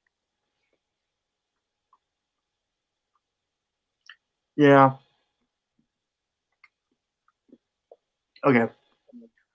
So, well, that would be even dumber considering how big the movie plays its dramatic Tyler Durden-esque reveal that actually she was never there. Yeah, it's the weakest part of the movie, but it doesn't actually like it. It's the weakest part of the movie, but it doesn't really affect the structural integrity of the movie. So it's a it's a fair point to harp on it, but it's buoyed by every it's buoyed by every other part of the movie. So All right, you know what actually would have been better if they didn't put in the montage of how it actually was. Instead, it just focuses on Arthur's face as he fully realizes that he made it all up. I don't know. I think that he made it all up is a little bit. over the top no matter what you do with it.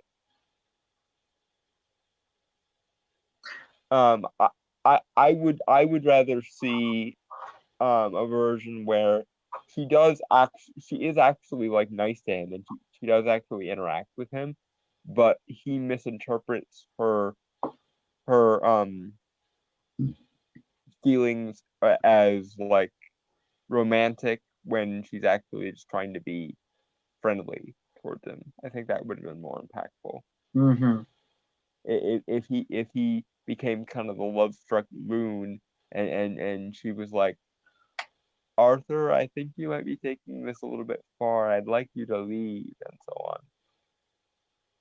And then you could play up the tension of, is he going to snap at her for basically denying him now, or is he going to leave, or what have you? Actually would be more terrifying. Hmm. Ugh. It's like the children hospital scene, the gun drop. Hmm. Oh God, that made my blood freeze when I first saw it. Hmm. Anyway, Yeah. either way, it was an annoying way back when A Beautiful Mind won Best Picture for recycling this trick. I agree. I absolutely hate Beautiful Mind, but to be fair, I hate Beautiful Mind because he chooses to be average and he chooses to be average and sane rather than brilliant and crazy. I personally, given the choice, would rather be brilliant and crazy than average and sane. I think it just, for me, it depends on what would make me want to be average and boring and normal. Well, for me, I think normal is, at least for me, my definition of hell. I would rather die than be normal. So, Well, granted, normal is subjective, so well, but in normal in most of the substantive definitions of the word, I guess, without the outs for ambiguity. Yeah, given the choice of John Nash, I would have gone off the meds for the sake of maintaining the intellect. But my issues with Beautiful Minds aside, because that movie is annoying to me. In fact, that movie is one of the first movies in my adult life, because I first saw it when I was a teenager, that made me genuinely afraid, because I was constantly worried of getting committed and as a result losing my intellect because they were going to force me to take meds or something. But let's not look directly into that abyss because we don't need to be paranoid about uh, we don't need to be paranoid about fucking all the various things that give me anxiety. We don't right. need to Okay. do that. Right. Moving away from that dark shit. Hmm. 18 years later, if your movie shares its big twist with Last Christmas, it is neither smart nor Best Picture material. I don't know what Last Christmas is. I only have a vague um recollection of what it is. It's not a good example of what he's getting at. But point being, a movie can have a movie can have a bad plot twist and still be one of the best pictures made. You do know that quality in this case tends to be kind of holistic, and therefore you have to substantively demonstrate that more than one thing about a movie is bad in order to demonstrate that it's bad. And yes, I agree, it is the weakest part of the movie, but all it does is waste time in the movie. It doesn't actually detract from the atmosphere or the character work or any of that. It just is a really over the top cliched plot point that the movie could honestly do without.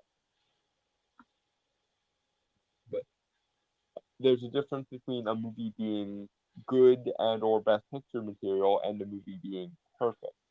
The movie isn't perfect, but all your the only substantive criticisms you have are basically nitpicks, and most of the other criticisms you have are not substantive at all. Period. Right. I mean, I'm a big fan of Pacific Rim, but I notice the tiny mistakes there are. Yeah, that doesn't change the fact that Pacific Rim is a fucking awesome movie. Oh yeah.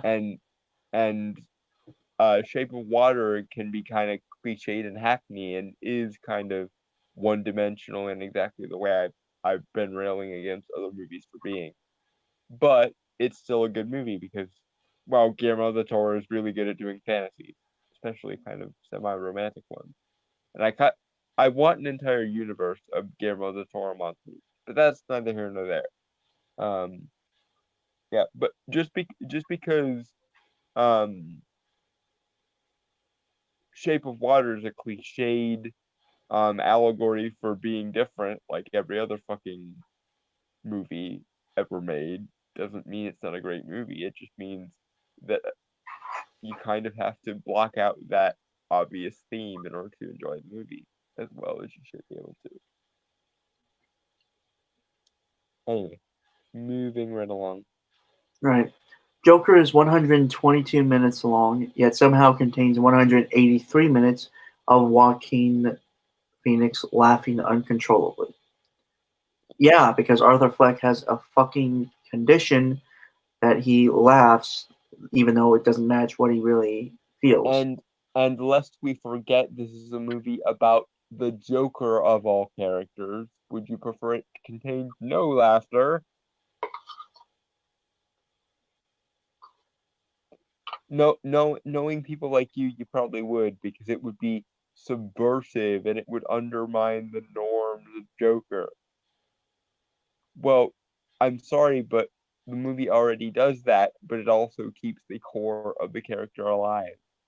Because you can actually change factors of a character without completely betraying the essence of that character. It's called good fucking storytelling. Learn it.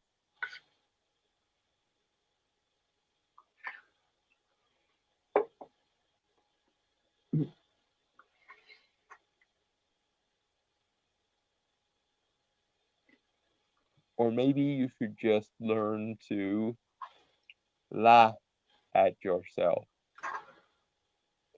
Well, he does the same thing every other person we've covered. That he takes the wrong thing from the movie.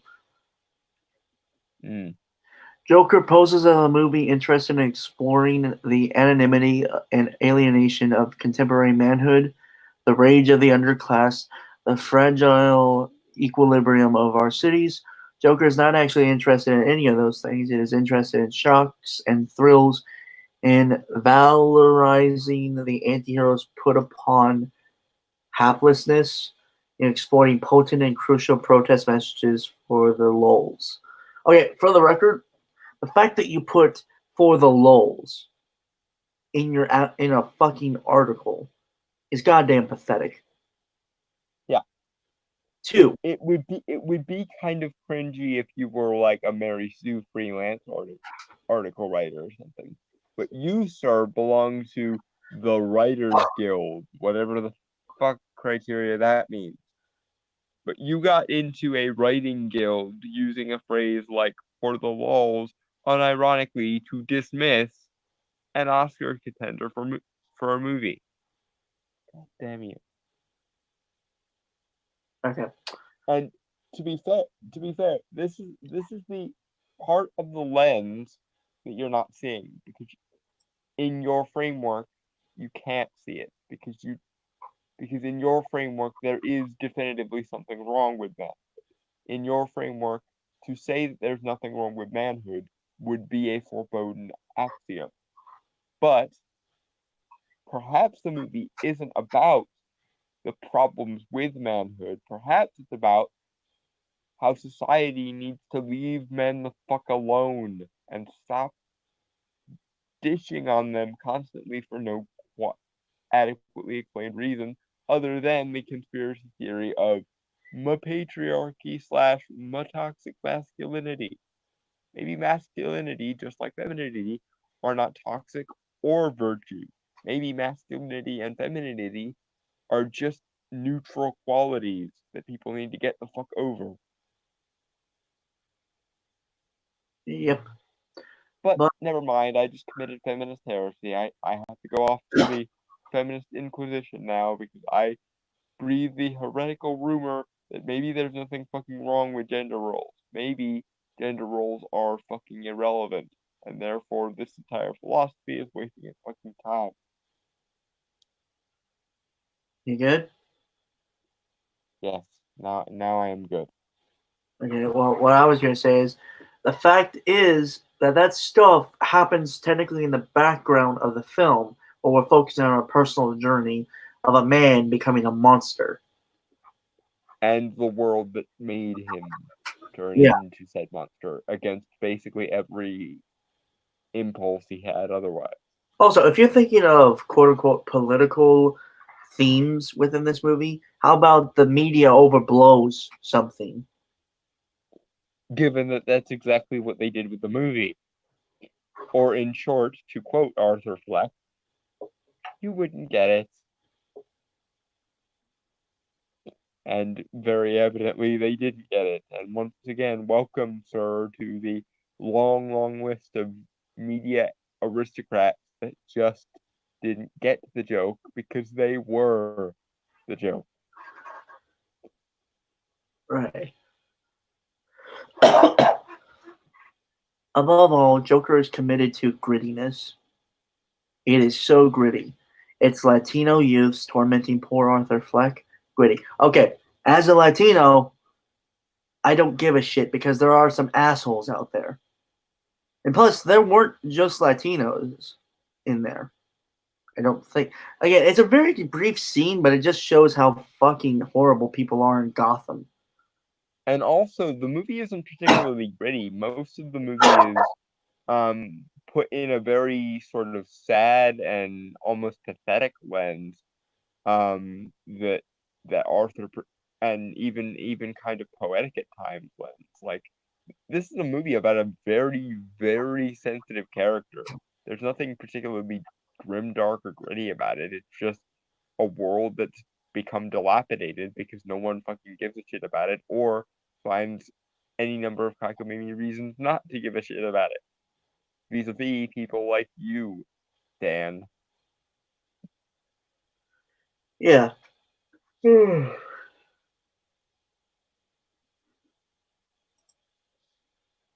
It's bums gathered around fires. Gritty. Again, that's a thing that happens because one, they're homeless, and two, it's fucking cold out at night.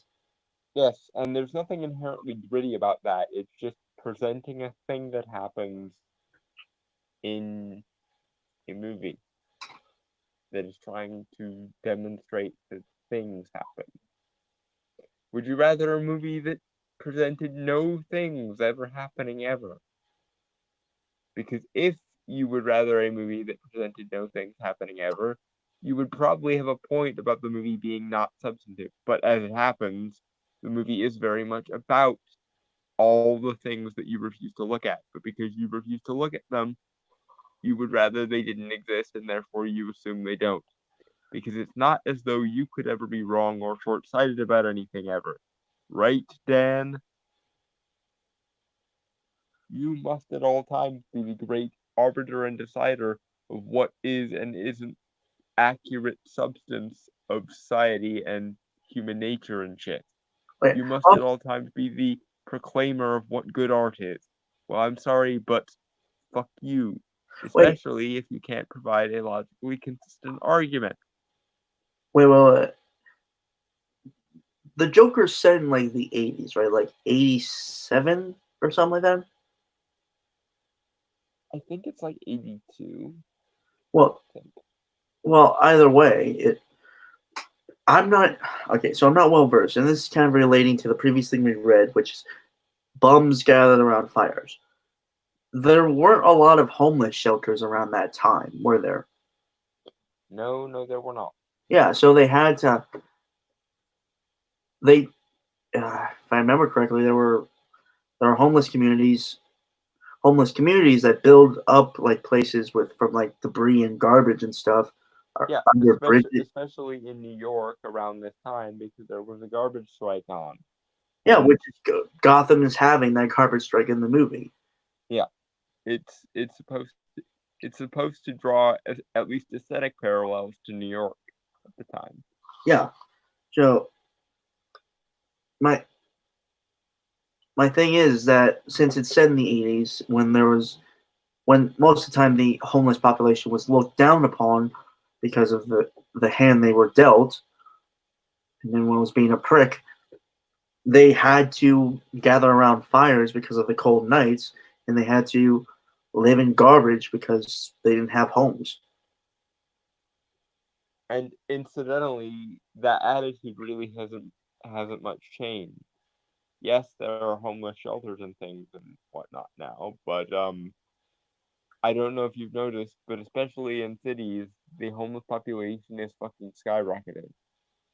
Yeah, And also, the homeless population is 80 to 90% male, but that's neither here nor there. well, I was going to say people are still pricks to the homeless. Because believe it or not, I have actually ran into a few when walking around my city. Yeah, one of the reasons that I'm glad I don't live in a fucking city. And I've made myself sad. Yeah, yeah. Anyway. Stepping back from the ledge, stepping back from the ledge, stepping back from the ledge. Right. It's culminating riot with citizens in clown masks smashing cars, car windows, and shooting Bruce Wayne's parents. So gritty you can taste the grit in your mouth, getting in between your teeth. Okay, Don. Before you do, I assume you have a rant or something. May I? Mm-hmm. You may. Go Yeah. ahead. Okay. So for one thing, the riot is organized by a bunch of people, not by Joker. Bunch of people who were kind of not forced, but led to believe that a clown was fighting for the underclass and underprivileged because of the media spinning it that way because of Wall Street guys being killed. When in fact it was all just a bunch of dicks getting. It was self-defense mostly. Yeah. It was essentially a parody of how everyone needs to filter everything through a larger socio-political or philosophical context rather than actually addressing any substance. Also, they were very loosely connected with modern Antifa riots. Right. And I'm not just saying that because I dislike Antifa. Actual Antifa members have basically claimed that that the clown riots are supposed to be analogous to movements like Occupy the Black Bloc and Antifa. Right. Also, the and again, check out Internet Janitor's video on this. Yeah. Because he brings it up as well. Also,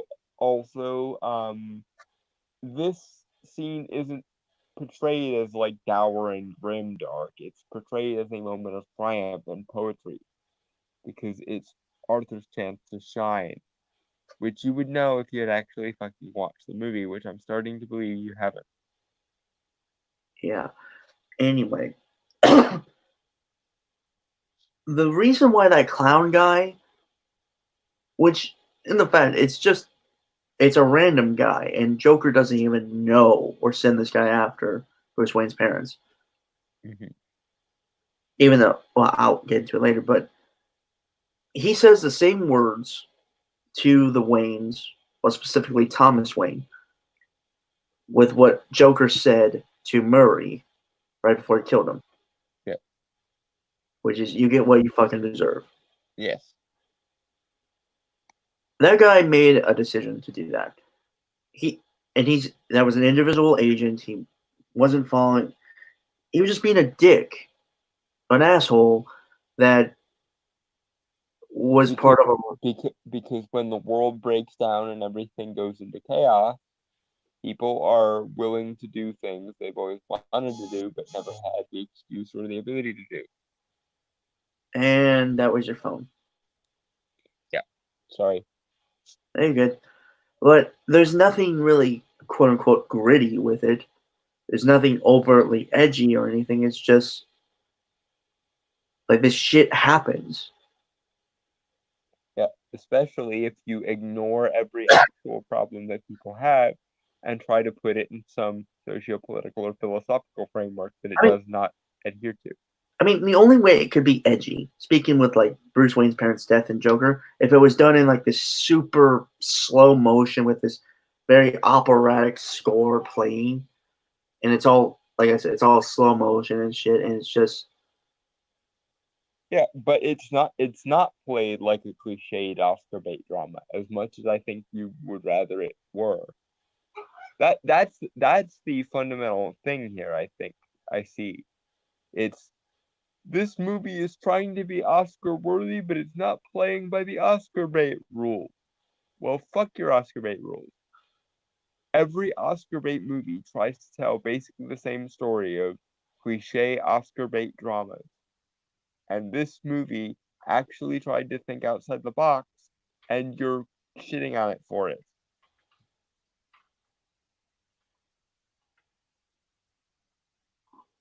Moving on. Yeah. This, in the end, is what I find stupidest of all about Joker. No one cares what you declare to be stupid. You have failed in almost every instance to substantiate your claims. Therefore, your claims are shit and nothing but appeals to naked authority that no one gave you. Piss off. How convinced the movie seems that it's daring, that it shows us something we've never seen before. No, it's not trying that. It's just making a good movie. And that's what it is, a good movie. Yes, you and all the other critics are trying to project that onto it because, unironically, you and your ilk actually do look to Oscar bait movies for that kind of socio-political clout. But as the movie made a point of saying, spinning things in a socio-political and philosophical context to make them fit a narrative leads to forgetting some of the most important variables. If anything, that is the message of the movie. It's don't fit this in some abstract, ephemeral, socio-political and philosophical framework. Take things as they are presented and maybe you'll learn something. There's a scene in Joker when Arthur Fleck sneaks into a fancy benefit screening of Charlie Chaplin's Modern Times. Oh yeah, no, I totally forgot that I was Charlie Chaplin in there. One wonders what this has to do with your fucking point, Dan, but go ahead. God, I gotta watch more Charlie Chaplin. Everyone should watch more Charlie Chaplin. Charlie Chaplin is funny. And Buster Keaton and Three Stooges and various others I can't remember. And yeah, all of the old fashioned comedy greats. Yeah. Abbott and Costello. Who's on first? I don't know who. No, who's on first? Who's on second? No. What's on second? I don't know is on third. I don't know who's on any base. Who is on first? What is on second? I don't know is on third. Dear God, let's not do the bit. We are not Abbott and Costello. Yeah, Okay. Next time we're printing that out and like reading that. at some point. Yeah, we should rehearse the bit and then do it one time. Yeah. Yeah. Although I suppose we are the stereotypical thin fat duo of comedy, so Well, we obviously, could. I'm the thin one.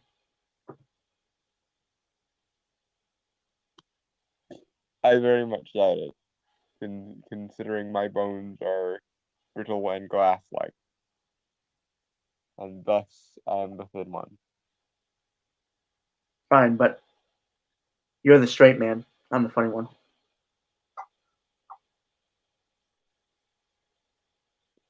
I It's actually funny that I called you the straight man.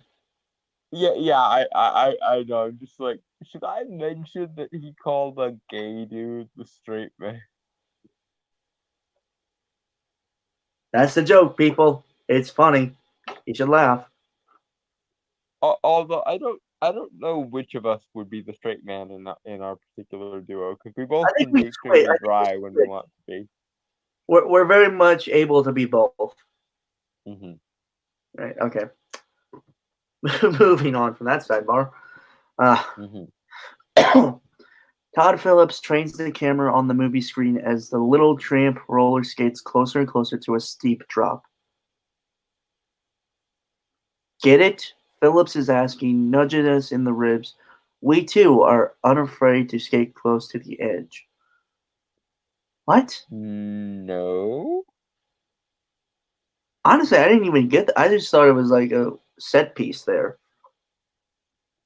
I think you're projecting again because you are the type of person who thinks in that kind of imagery.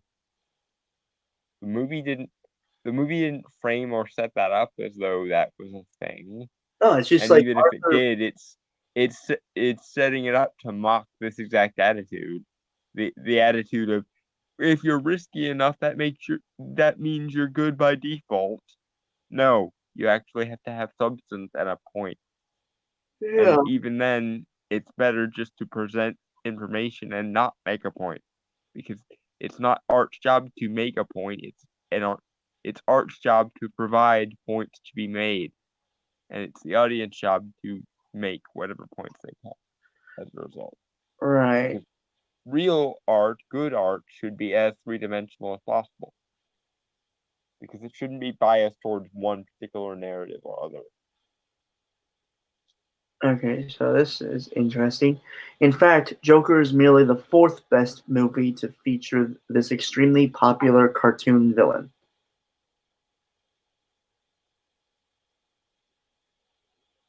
Okay, your examples and arguments, sir.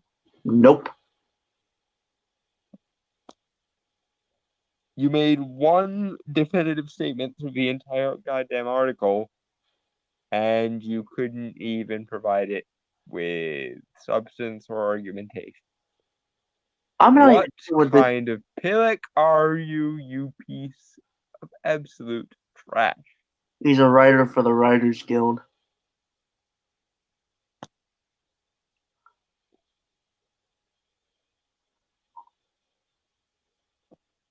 Well, your guild needs to be evaluated. Fortunately, I am the authenticator. And for the sake of this argument, I'm going to quote a colleague of mine. Let's put a smile on that face. Yeah.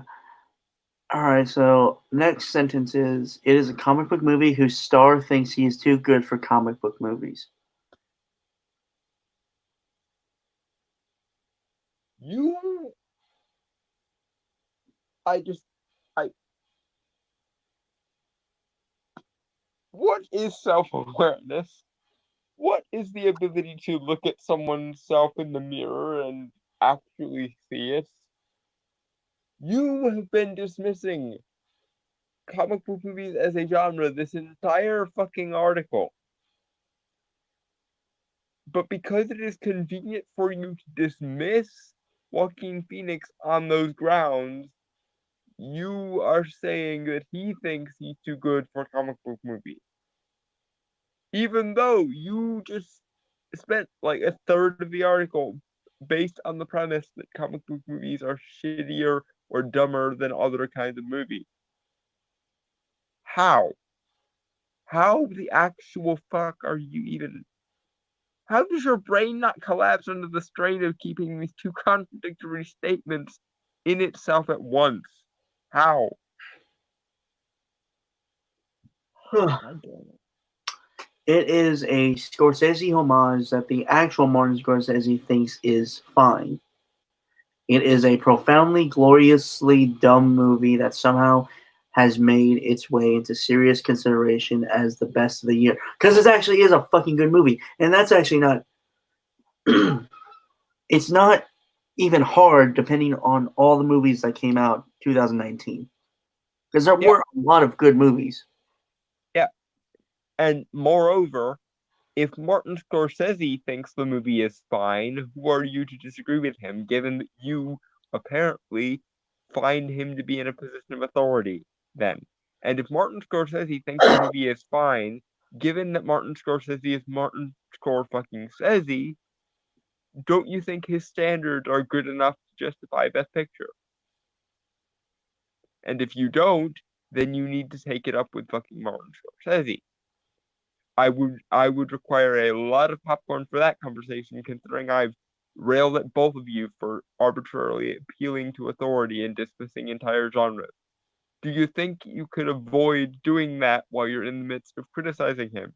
Or do you simply want to discredit Martin Scorsese because he said a good thing about Joker and you're in the business of discrediting Joker completely regardless of all the evidence that get piled up in contrary to you and the authority with which you are being divested because Martin Scorsese, who outclasses you in terms of movie making, appears to disagree with you in the sense that he thinks the movie is good, at least good enough to be adequate by his standards, and his standards are good enough for the Academy for the last 30 fucking years, if not more.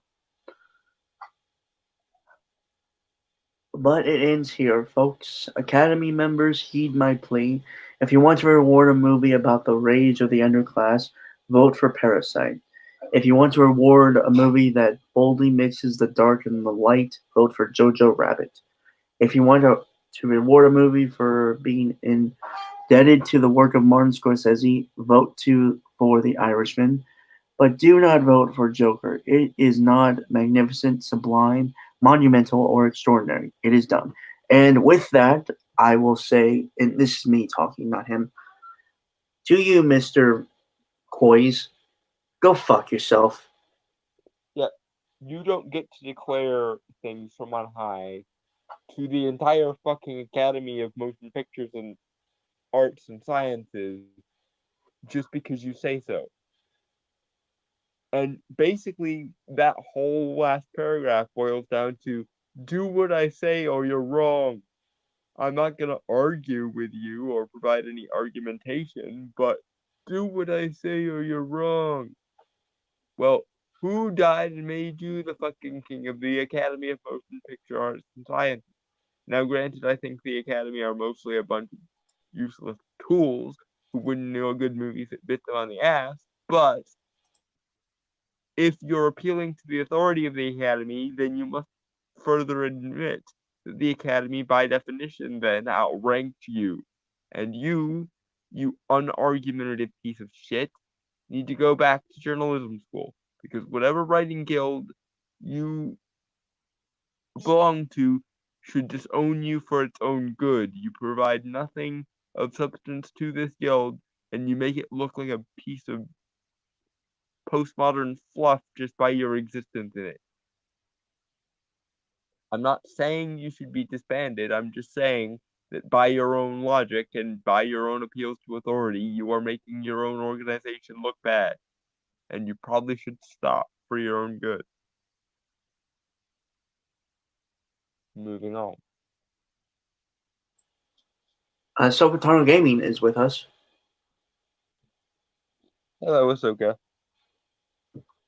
She says, you want to know some more stuff about my SCP creation? That being the one I had tried to had made into an official SCP. maybe later, Ahsoka. We are actually on our second topic. You, Ahsoka, you tried to officiate an SCP. Yeah, we that was on one of our old offstage soliloquies. Oh, that's right. I remember vaguely the mention of that. Yeah, it's been a while. Yeah. But we would like to hear it, but unfortunately, we're kind of busy. Yeah, we're pressed for time because it's already after 10 o'clock, and we're only on topic one. Or Well, we we're on just finished topic one. Yeah. All right, so we'll be looking at Marvel Studios Black Widow special look. Technically, people have been calling it a trailer, but it's a minute 30, which is actually what I always prefer trailers to be, which is actually trailers I've made for movies I've done. Well, not movies I've done, but like I've done fan trailers for movies. Mm. And I always try to keep it at least under a minute or under 2 minutes. Hmm. Well, I just think it takes too long and it reveals too much. I actually like trailers that give me an idea of what I'm watching or purchasing, because that's kind of the point of an ad. Well, mostly I try to do it as, and this is mostly like for comic book and superhero movies, mostly. Mm-hmm. Introduce like the story in like the first 30 seconds or so, and then it's mostly just action with music. Mm. I don't like a bunch of action shots in trailers generally. I'd rather that time be used to set up the characters or the story than a bunch of explosions. Eh. Yeah. I don't know. I prefer shorter trailers because one, to get just a trailer that gives you an idea but doesn't tell too much. Mm. Plus, I hate the trailer for the trailers thing.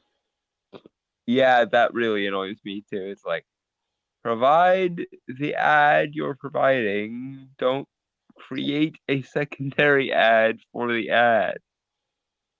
Mm-hmm. Because then it's just going to infinitely regress into a trailer for the trailer for the trailer for the trailer for the trailer for the trailer for the trailer. You done? Yeah. Banana. Banana.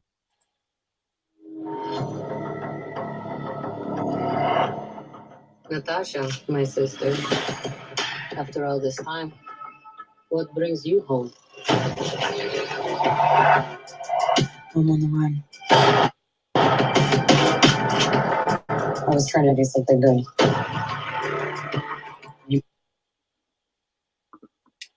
It has that kind of Jason Bourne kind of look to it. Yeah. To it. It's definitely going all it's definitely going all spy thriller, which is the appropriate way to go for Black Widow. So yeah. Yeah.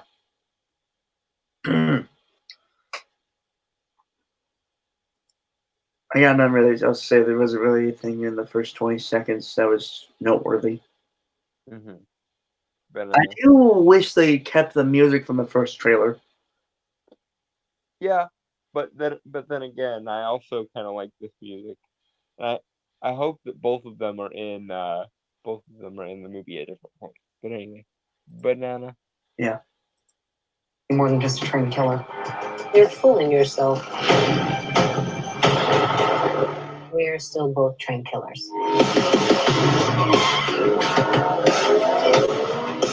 We have unfinished business. Who's we?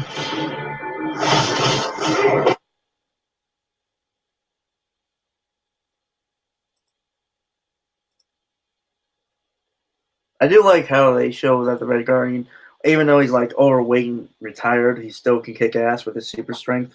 Mm-hmm. And again, I find it so hilarious that David Harbour, who was writing on Marvel movies about a year ago, And then got cast as the Red Guardian. Yeah.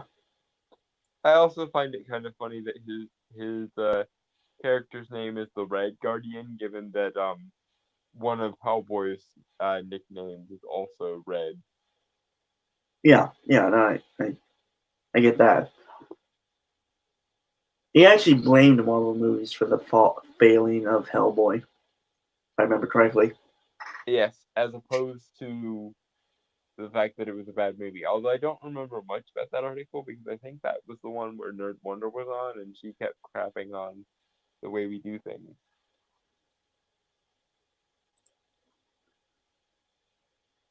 So we didn't really get to talk about the article.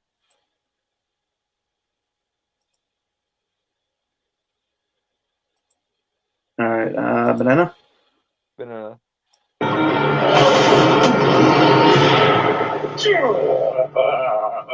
Still fits. Finley, back together again. You got fat. Smelling waterway. So, they added a new part to the "You Got Fat" from the previous trailer. Mm-hmm. Water weight. Is that a thing? Yeah, it's a pregnancy thing.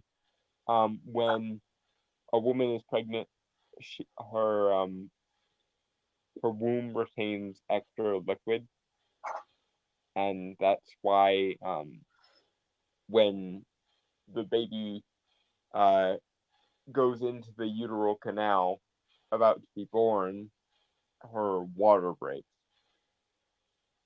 It forms Okay. like a Nolan? Yeah. You don't need to explain any further. I get it. Okay. It's funny because the Black Widows can't have kids.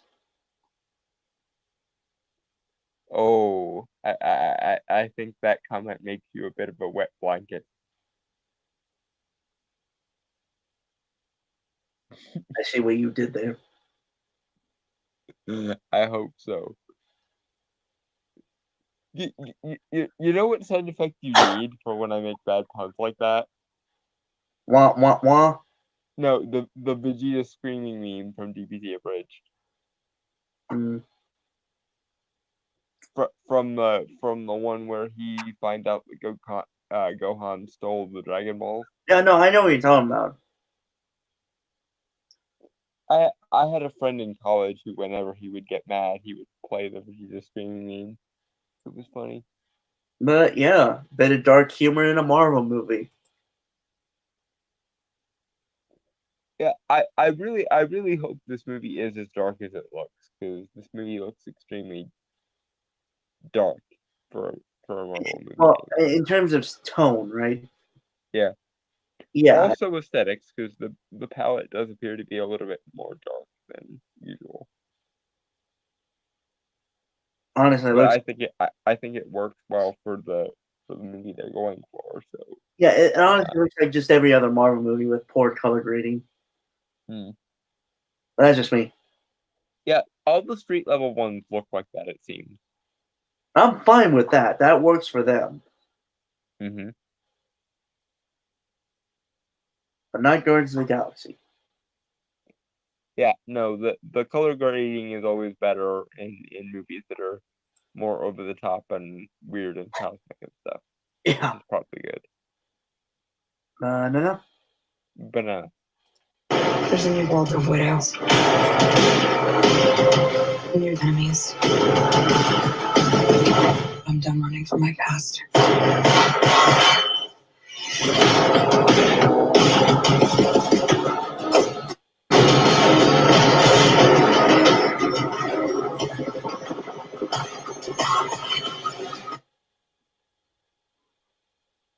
It's kind of a cliche trailer, if anything. Yeah. Trailer. But I'm fine with it. It's still cool. Yeah, it's basically Marvel's female equivalent of Jason Bourne, which is the appropriate way to go with this, so why not? Yeah. Banana. I don't know. This is something I remember hearing about. That someone heard a rumor that Taskmaster was a woman or something. I really would rather not. I honestly don't give a shit because Taskmaster just seems like a character that can work in either form. But if it is a woman, then there could be kind of a theme going out with, like Natasha going out on her own, being not being controlled by the Widow's program, but Taskmaster being kind of feel like, something like that could be like the opposite of Black Widow of Natasha. Yeah, if they do it right and not just pander for the sake of pandering. I don't have high hopes though, admittedly. Right, but honestly, again, like I don't care. It doesn't really look like the body of a woman. You have to. No, but then again, neither did Royal Pain and Sky High, but apparently she was.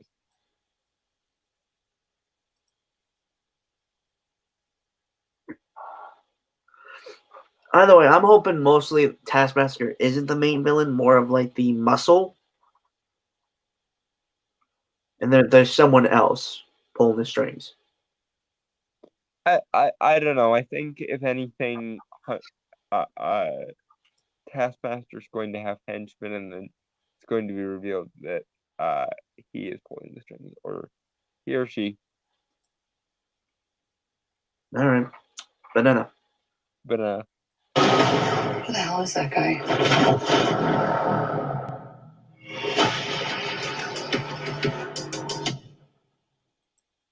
May 1st. yep. Almost exactly 1 year away from Doctor Strange 2, which they need to hurry up and find a director for. Again, my vote goes for Paul Doherty. Guy Ritchie. I'm fucking with you. Well, that's a good question. Could Guy Ritchie be put in charge of a Doctor Strange movie and have it turn out well? Honestly, the only British director I really want to see on a superhero movie is Edgar Wright and The Flash. Yeah. Although Edgar Wright could make almost any superhero movie work, honestly. I mean, he already did a comic book movie, and not a superhero one. Yeah. Scott Pilgrim versus the World. Which was bad motherfucking ass. It was, which makes me wonder what his Ant-Man franchise would have been like. This is from BuzzFeedNews.com. What were the makers of Joker even upset about? This is by Scaachi Cole. Published January 13th, 2020. BuzzFeed, I hate to break it to you, but you already are assuming a premise here. You're assuming that the makers of Joker were upset about anything, and they were trying to get at anything, rather than, again, present the world as it is to an extent, and let people make up their own goddamn mind. Some people don't use art as a point scoring system for their own egos, love. Deal with it. Wait. Sashi Cole? No, it's Scaachi Cole. I honestly. Why? This is the bitch who made a hit piece on honey badgers on Netflix. What? Yeah. There was a documentary series on Netflix called Follow This, I think. And one of the episodes was on men's rights, and she basically turned it into a hit piece on men's rights advocates, including Karen Strawn, who is one of the leading honey badgers in Honey Badger Radio. Huh. What? So yeah, preemptive fuck you, Sashi. But also fuck you for this as well as fucking with the honey badger. Okay. I feel like I need to get something to drink for this one. Yeah, from what I know of Sasha Cole, you're gonna need it. So yeah. Well, it was BuzzFeed, so that was mostly what I was focused on. I will be Well, yeah. right. Yeah, I'll be. But she is a writer for BuzzFeed, apparently a very famous and influential one at that. So yeah, drink. Right, so I will be right back with a drink. And before I go, Sotan Gaming says, I hate BuzzFeed. Okay, that is just stupid. You now know why I hate BuzzFeed. I think everyone hates BuzzFeed, Ahsoka, but yeah, this bitch in particular can go fuck herself. Because apparently women shouldn't support men's rights advocacy because reasons, I suppose. Because apparently for a woman to support men's rights is to betray womanhood or something. Because stupid.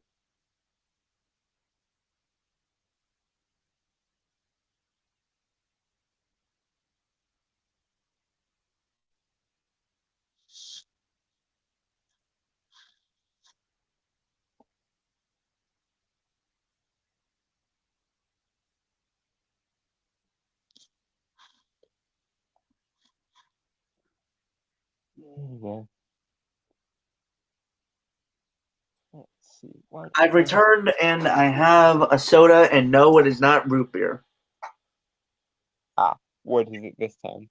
Red cream soda. Yum. Yeah. All right, so the subheader is Joker's commercial success, and now its critical success makes the filmmaker's persecution complex even more absurd.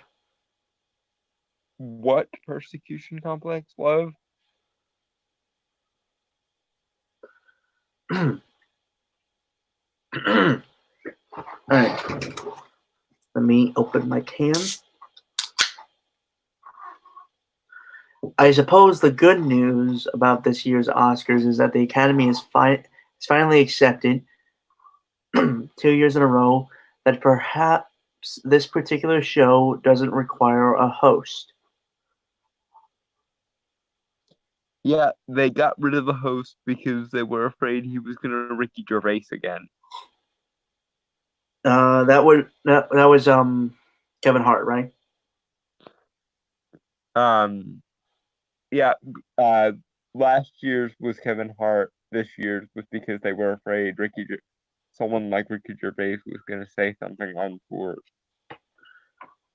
And remember when the Oscars were fun?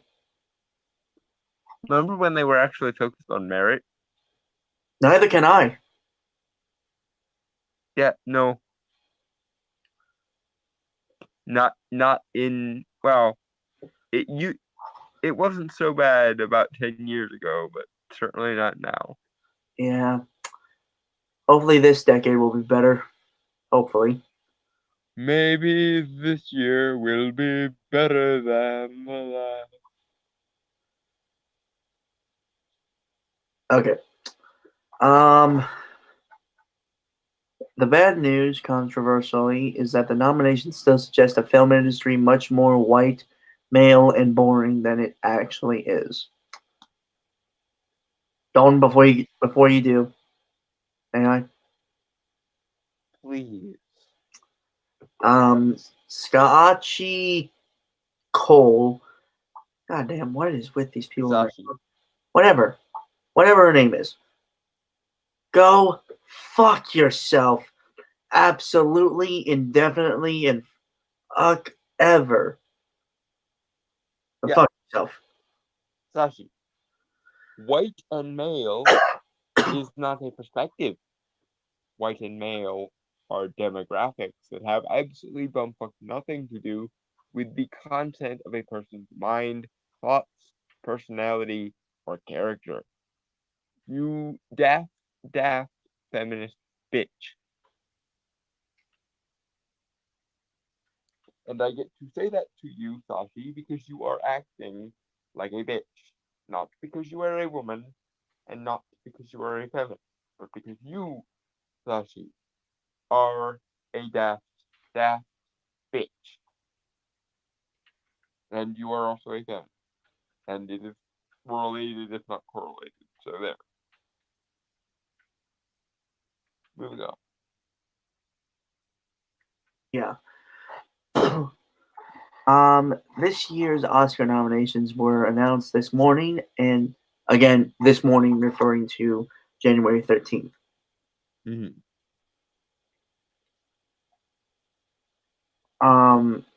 And to nearly no one's collective surprise, they're dominated by white people. There's only one black woman nominated in any acting category, Cynthia Erivo for Harriet, who's also the only non-white person, although some have mischaracterized Antonio Banderas, nominated for his performance in Pain and Glory as Latinx, even though he's Spanish.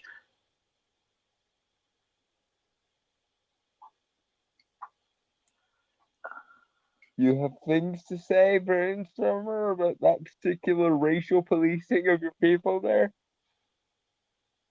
I don't give a fuck. And the fact that you're bringing something that is non-consequential, that is the color of someone's fucking skin, for them to be nominated for a fucking Oscar, which is supposed to be about fucking merit, makes me really pissed. Mm-hmm. Also, Sashi, black women make up 6% of the American population. And of that population, a significantly smaller amount of people become actors. So I don't know why you are bitching about this. It could just be that not enough people who were of those demographics were in movies or did work warranting of an Oscar. Perhaps you should take it up with that person's individual merits and not accuse the Academy of racism because they didn't single out special Oscars for particular demographics of people. Because again, demographics are not perspectives, they are demographics. Sashi.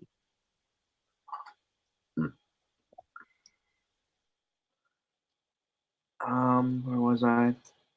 So there are no women, and Dawn disappeared. I'll be back. There are no women nominated for directing. Jennifer Lopez didn't get shit for Hustlers. They didn't even know Beyonce throw. Here he is again. Sorry, my phone was being stupid. What did I miss? Nothing. I just started reading the sentence after. Okay, Let me start over. please. All right. There are no women nominated for directing. Jennifer Lopez didn't get shit for Hustlers. They didn't even throw Beyonce a bone for her Lion King soundtrack. Beyonce. And Joker, one of the worst movies I saw last year. A list that includes a live-action Aladdin and the acid trip known as Cats leads the pack with 11 nominations.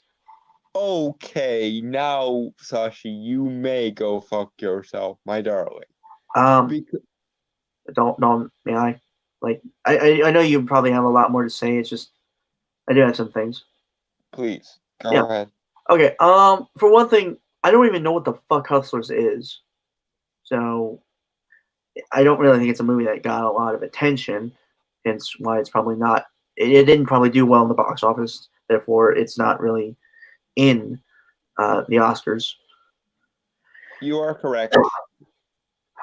And also, Beyonce doing the Lion King soundtrack for the new Lion King, which looked like other fucking garbage. Doesn't fucking matter. Yeah. And Sashi, you were comparing Joker, which you are free for any number of reasons not to like, but you are comparing Joker to Lion King 2019 and Cats. Do you suppose you're being at least a little bit uncharitable there? I think she knows that and just is being a bitch. Well, actually, no. No, I can't say that because I don't think she's self-aware enough. Yeah, no, she's just this clueless. Yeah. She straight up asked Karen Strawn, "Why are you a men's rights advocate as a woman? Isn't that a little bit weird for a woman to be a men's rights advocate?" So yeah, this is perfectly on par with the usual brain fucking that is Sasha Cool. How long is this?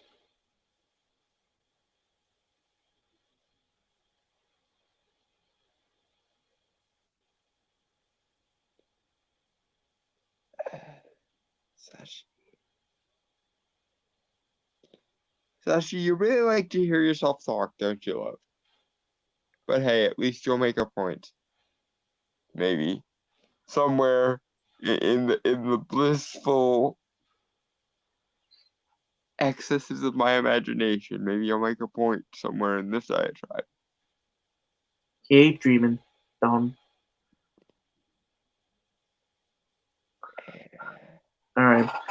Joker has already largely been criticized as a boring, uninteresting movie at best, and a dangerous incel fantasy at worst. No, that would be Cuck, which was like a very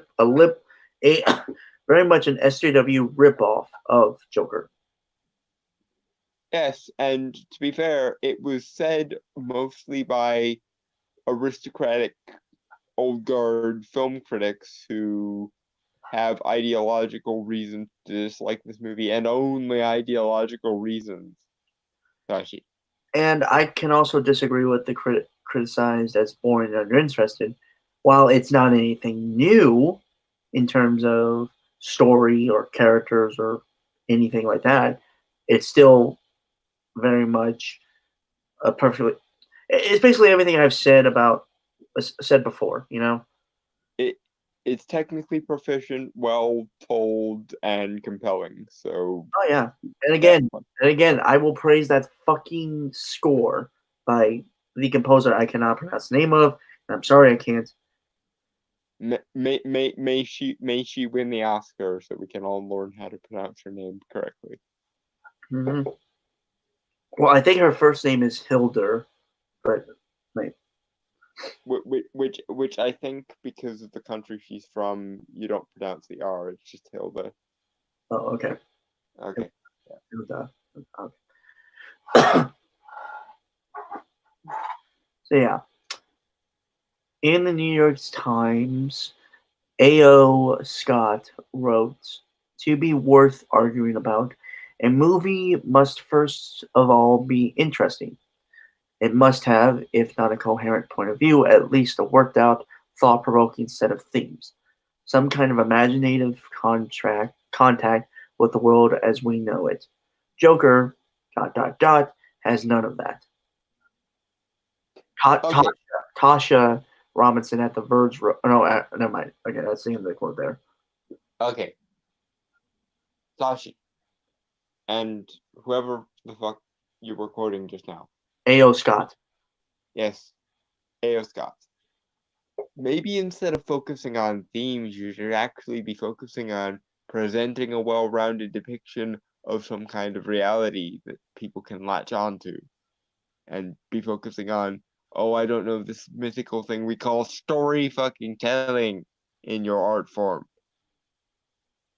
Maybe whittling things down to their base themes is a narrative parlor trick that hacks use when they can't think of a well-rounded story to tell. Not saying you have to abandon themes altogether, but maybe hyper-focusing on themes to the exclusion of every other element of storytelling is a cheap conjurer's trick that everyone got bored of when they were 2. It's funny that you mentioned that, Don, because I always like list themes in videos I do for writing. Mm-hmm. But anyway, well, the fact that she does a dot here, where it says Joker has none of that, it means that she's taking a quote, that she's removing a quote for some reason. Well, maybe the dot dot dot was actually in the original article though. Maybe it was the article equivalent of a drum roll. Like Joker dot dot dot has none of that to like emphasize a point or something. Anyway, it's just all right. Tasha Robinson at The Verge wrote that Joker is a deliberate and fine-tuned provocation.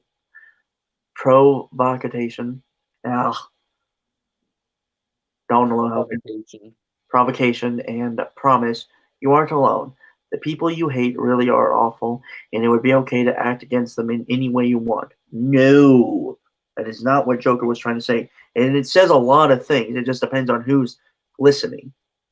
That's what Yeah.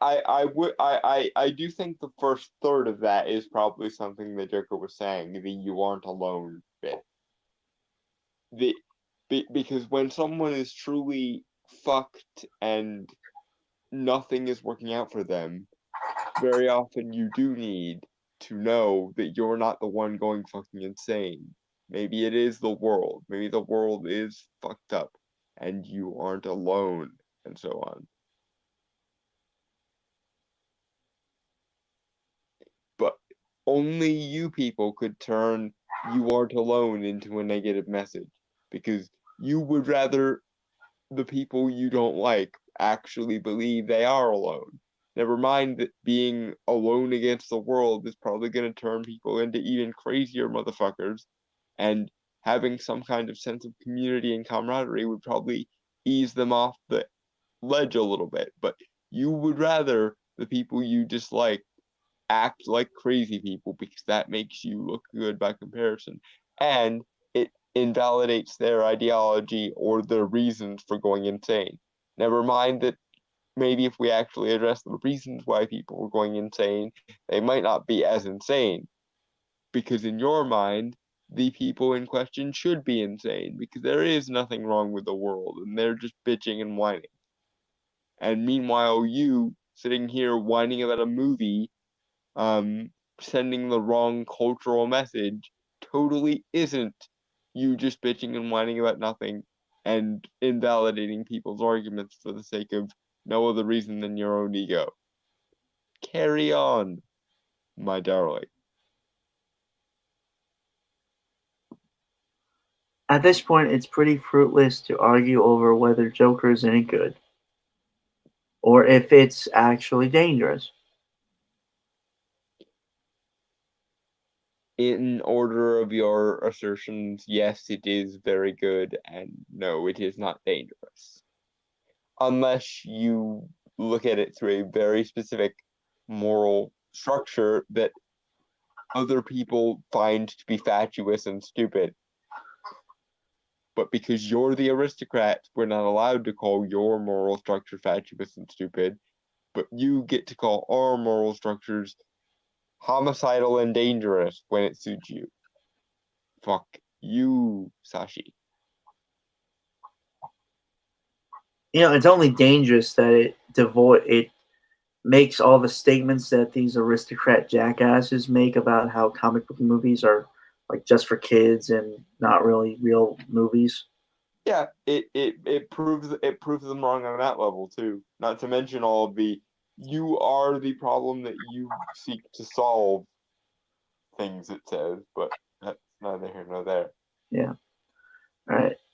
Any man angry at his lot in life can use any justification in the world to act out against other people.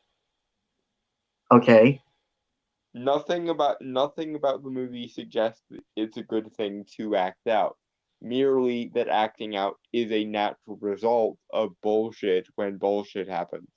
Yeah. And rather than actually addressing the bullshit that might cause someone to act out, you're going to shame them for acting out, because that's totally not going to push someone closer to the edge and force them to be more likely to act out or anything, Sashi. Oh, but here's the kicker. Often women, and the rationale doesn't need to be a movie that so clearly courts the disaffected and lonely. the court's the disaffected and lonely. So what? Men aren't even allowed to feel disaffected and lonely now, despite the fact that you are actively disaffecting them and making them lonely by basically isolating each of them into an individualized box of pain and suffering. So, in other words, Sashi, I'm going to stick you in this box, but if you at any point feel bad about being stuck in this box, it's your fault, and that just proves you should belong in that little box. Or, Sashi, or maybe we shouldn't box people into boxes. Maybe we should let them roam free and not be one-dimensional entities. Maybe we should let people express themselves, including things that we don't necessarily want to hear or that don't make sense within our hyperly stringent moral frameworks. But never mind, I just committed feminist heresy. Moving on. Oh, fuck off with the feminist shit. Yeah. Not you, Nolan. I'm just like overall. No, I know, I know what you're doing. But Mm. yeah, this is the woman who basically accused a woman of being a misogynist because she wanted to support men's rights. I have to send you a couple of videos that responded to Sasha's video on men's rights, because it's really telling the way her brain works. Right. Okay. Well, no, it's just the fact that she does the old typical thing that men are assholes that attack women. Yeah, man bad, woman weak. Men are so evil that they would never do a positive thing to a woman unless they were inculcated into the cult of feminism, and women are so weak that no matter what men do to make them feel better, they'll always be vulnerable to men because reasons. Keep Sashi. All right. So, moving on. Okay. Plus, the movie is a verifiable success. It made $1 billion worldwide. Is now getting showered with awards and accolades from the Hollywood establishment. Yeah, it's a good movie. There's Yes. nothing else to complain about. The attention that it got is attention that it earned, especially when you consider how much every journalist was stacked against this movie, basically. When you consider that it basically had every card stacked against it and it's still managing to come up positive, that just goes to prove that not only is this movie pretty fucking good, but it's likely going to be a classic, and it's probably going to be the movie that people remember as defining 2019 and its fucking craziness. And not even an Endgame did that. Yeah. Despite the fact that it had every opportunity to do so, but that's neither here nor there. Let's not We've crap on we've already discussed that. Yeah. Endgame was shit and Joker's awesome. Moving on. I wouldn't say shit, but that's just me. Anyway, but there's something okay. But there's something sour about Joker's story and how it converges with its real world impact. Okay. Is this an objective statement or is this in a moral framework though? Survey says. Yeah. It's gonna be, if you look at it in this very narrow moral framework that I've defined as correct, you'll see that it correlates with all this awful shit that I declare it to correlate to without any reason whatsoever. So this is in parentheses. I'm going to spoil this movie now, so please don't email me angry that I ruined the plot of an origin story that's already been told a handful of times based on a comic book character who debuted before World War II. Okay, we weren't going to do that. We were just discussing opinions. Well, wait, we're discussing. Also, the Joker's origin story is always in flux, so to say that this story has been told multiple times is kind of false, Sashi. But I suppose if you count the Killing Joke, it is kind of, so fair, I suppose. Joaquin Phoenix plays Arthur Fleck. Oh wait, I think I just now got it. You know, A. Fleck, Affleck. I don't think it was a pun on Affleck. I think it was just a pun on how small and irrelevant people I mean, think he yeah, is. that's probably it. It's just I noticed that now. Yeah, that is kind of funny though. Yeah. A sad sack wannabe clown who harbors grudges against virtually every woman in his life.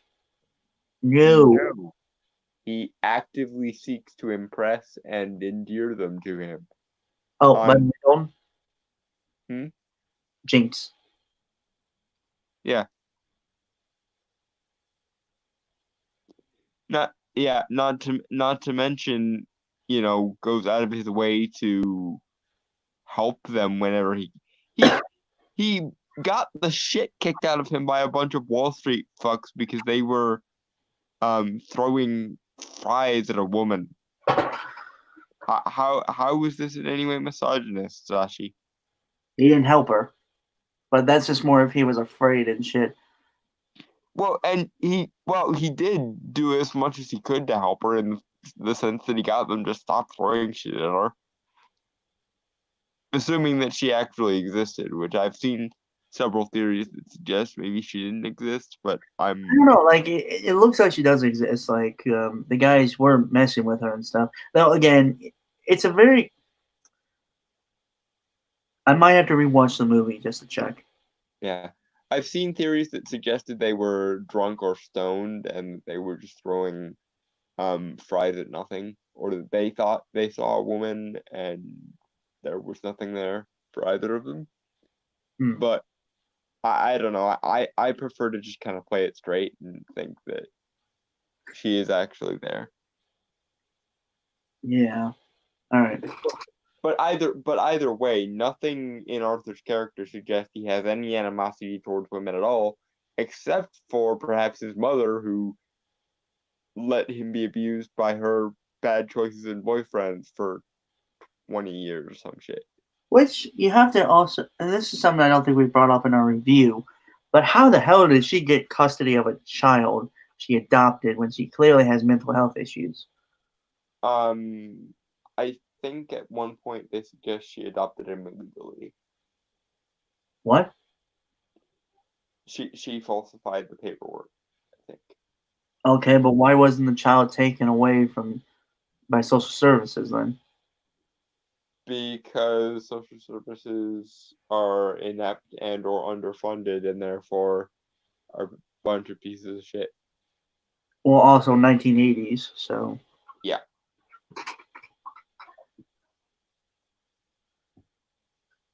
All right. Did you have anything else to say, or? No, we can move on.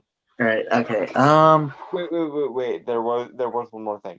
But even if you take into account his mother as him hating women, Sashi, he doesn't hate his mother because she's a woman, or the fact that she's a woman has no impact on the relationship whatsoever.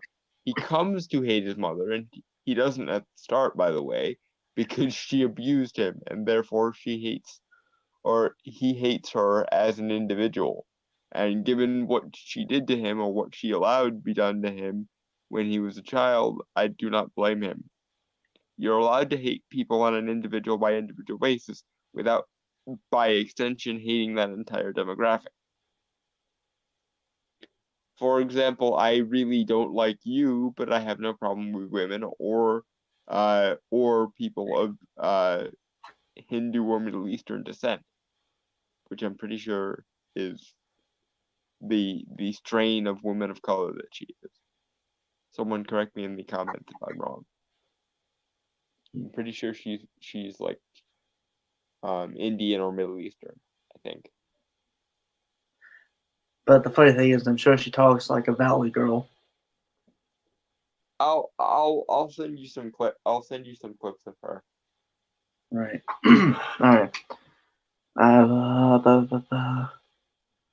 When he learns that his mother, who has a mental illness, has lied about who his father was, he kills her. No, because she is technically the reason for all the shit that's going on in his life. Why he's such a why he is broken on the inside. Her choice in men led to him being abused, and she did nothing to stop him from being abused. In fact, she may have subtly encouraged it by finding it funny many times. I don't know. Like,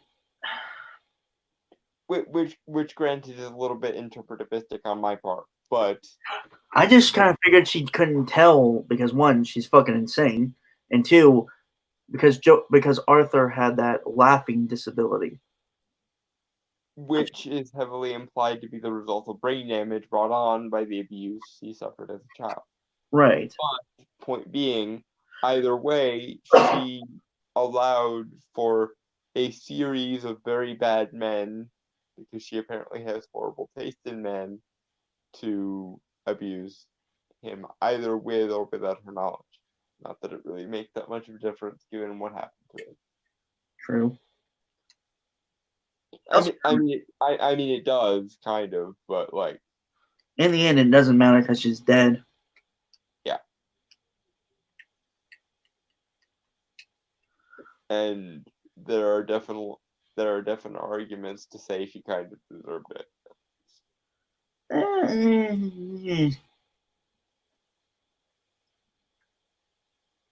I mean, for Arthur's case, sure, she deserved it. Yeah.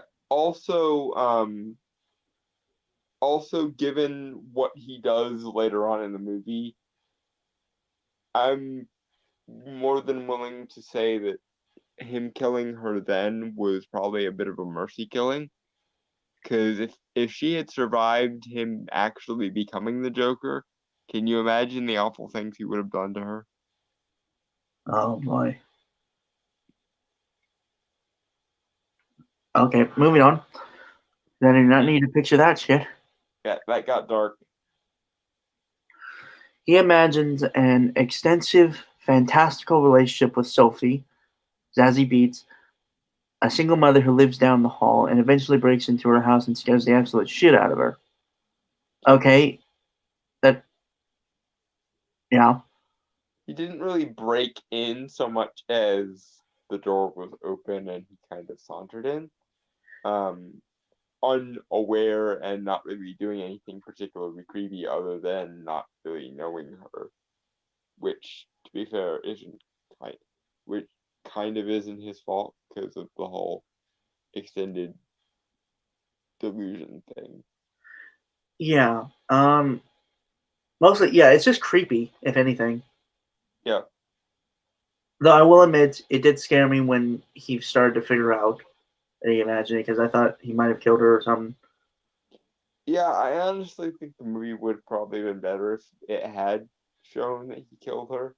Kind of, I would have taken the opportunity to kind of mirror the blood steps at the end of the movie, but that's just me. Yeah.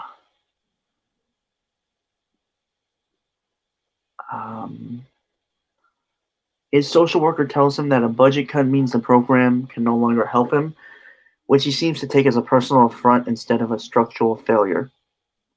Sashi, I'm familiar enough with your work to know that you have complained about the inadequacies of healthcare and mental illness. So, are you saying that it's wrong to take failures of mental health care as a personal affront? Because I think Sash, whatever the fuck her name is saying that he's taking a personal affront with the therapist or social worker.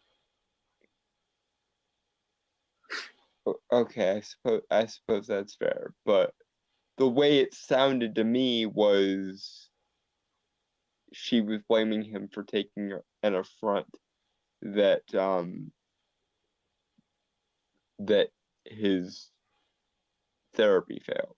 In which case, Sashi, that would make you a hypocrite because you have complained about government support for mental illness many, many times, and you were right in doing so, in my opinion. My point is that you've completely forgotten your principle for the sake of making this point, and it's disingenuous as fuck. Yep. 2 out of 3 women that Arthur feels wronged by are black women, which seems like an awfully strange coincidence. Fuck off. It is just coincidence. It's just because those actresses were really good in putting those spots. Yes, and if the movie contained no women of color, you would call it racist. Or it contained no women, you'd call it racist. Sexist. Probably also racist somehow because everything is connected within the feminist framework. Oh my God. And most of the time, he idolizes these women. He wants to impress them. He wants to be longed for by them. If anything, his problem is he likes women too much, which is not a form of misogyny. Loving someone is not hating them. I shouldn't have to explain this. I share pain with Arthur in that regard. Mm-hmm. We'll get more into that when Valentine's Day comes around, folks. Don't you worry. Yes. We will be alone together and lonely together. All right, one sec. Oh, damn. All right. There are others he murders too. A late night host, Robert De Niro, who mocks him on television. The Wall Street bros who beat him up in the subway. But the women in his life end up being the biggest reasons why Arthur snaps. Well, one of them was either complicit in abuse or was a facilitator of abuse. One was a extremely dismissive mental health care professional who, for reasons of finances, couldn't continue to provide the support he needed and was also not good at providing it in the first place. And one was a mental health care professional after he became the Joker and therefore wasn't really dealing with Arthur so much anymore, so much as whatever was left of him. Again, bringing up the internet's janitor in his video about Joker. He describes like the clerk who Arthur steals the folder about his adoption from. Mm-hmm.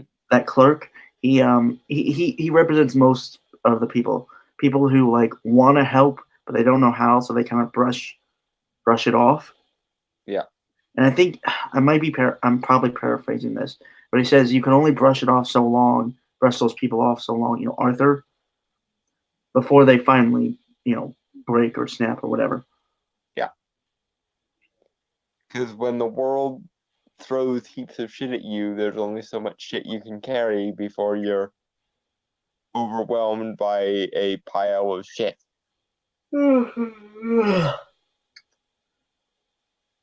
Yeah. All right. Women are liars, his mother. They don't pay attention to him when he just wants to love them, Sophie. And they're unfeeling and uncaring about someone in crisis, the social worker. Okay, no, those individual women are those things. It's not something meant to exponent out onto the entire demographic of women. Because, Sashi, I shouldn't have to explain this to a woman, but women rights, Sashi, are individuals. Sashi. Women are individuals and therefore are accountable to individual personalities and individual actions and are not a fucking hive mind. Therefore, the actions of individual women do not exponent out onto the actions of all women. Just as a murderous man does not mean that all men are murderers. You do understand this principle, right, Sashi? You do understand that you can't take credit, for example, for Julia Child's accomplishments or Helen Keller's accomplishments or fucking Queen Boadicea's accomplishments, which is good for you because that also means that you're not accountable to what Elizabeth Bathory did, or Mary Queen of Scots, or Tituba, or What was that lady who helped inspire Dracula? You talked about it a few times. yes, Elizabeth Bathory. Oh. Yeah. The Hungarian blood countess who murdered young virgin women and bathed in their blood to hopefully maintain her youth.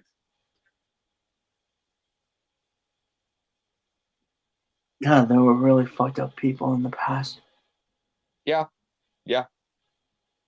And the really fucked up part is she was only stopped because she tried to do the same thing to someone who had authority over her. She tried to do it to like a queen or some shit because she was only a countess. That was one step too far. Had she stuck to her peasant, had she stuck to the peasant and not tried to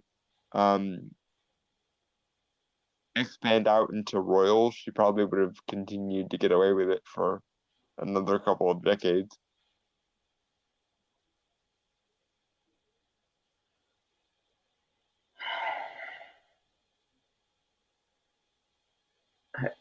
I have no words.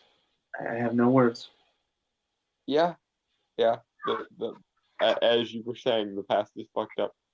And this is what you have to do as a human being to inspire both a classic work of horror and the grim fairy tales. Because she was also the basis for the Evil Queen in Snow White. By the movie's end, Arthur becomes a hero to disaffected people everywhere, a leader of an entire movement. He wins. Okay, again, it was not his goal, not his intention. It just fucking happened because people are fucking idiots and will follow what the media ever tells them to. And he is not a hero so much as he is a symbol. And he doesn't win because that wasn't his goal. He essentially just makes the best out of a bad situation, that bad situation being people want to follow me now. You know what? I'm going to say it. This is worse than any Mary Sue article we've ever covered. Yeah, knowing Sasha Cole, it doesn't surprise me. It surprises me. Yeah, the Mary Sue is a very, very, very low bar. To be underneath that bar is to basically be subatomic. Yep. All right. In real life, meanwhile, director Todd Phillips also spent most of the film's publicity cycle winning and yet still whining. On October 1st, a few days before Joker's release, Phillips, who also directed Old School and The Hangover, complained in Vanity Fair about how hard it is to make a comedy in 2019. Yeah. He wasn't complaining for his personal benefit, Sashi. He was making a point about where culture is going and what inspired him to make the movie. And it wasn't even necessarily a complaint so much as, you want to know why I made this movie? Well, here's a good reason why. I can't make comedy because I'll offend somebody. So I'll make a drama that will intentionally offend a bunch of people and actually manage to make a substantive point while I'm at it. That was the point. He wasn't complaining. He was trying to fill in the gaps that apparently everyone around him was too pig ignorant to fucking see. And it wasn't like he was playing the victim. He was explaining what got him from point A to point B. And you'll notice it was the only time you brought it up. Playing the victim would have been repeatedly bringing it up for the sake of essentially victimhood points. Kind of like you're doing now, Sashi.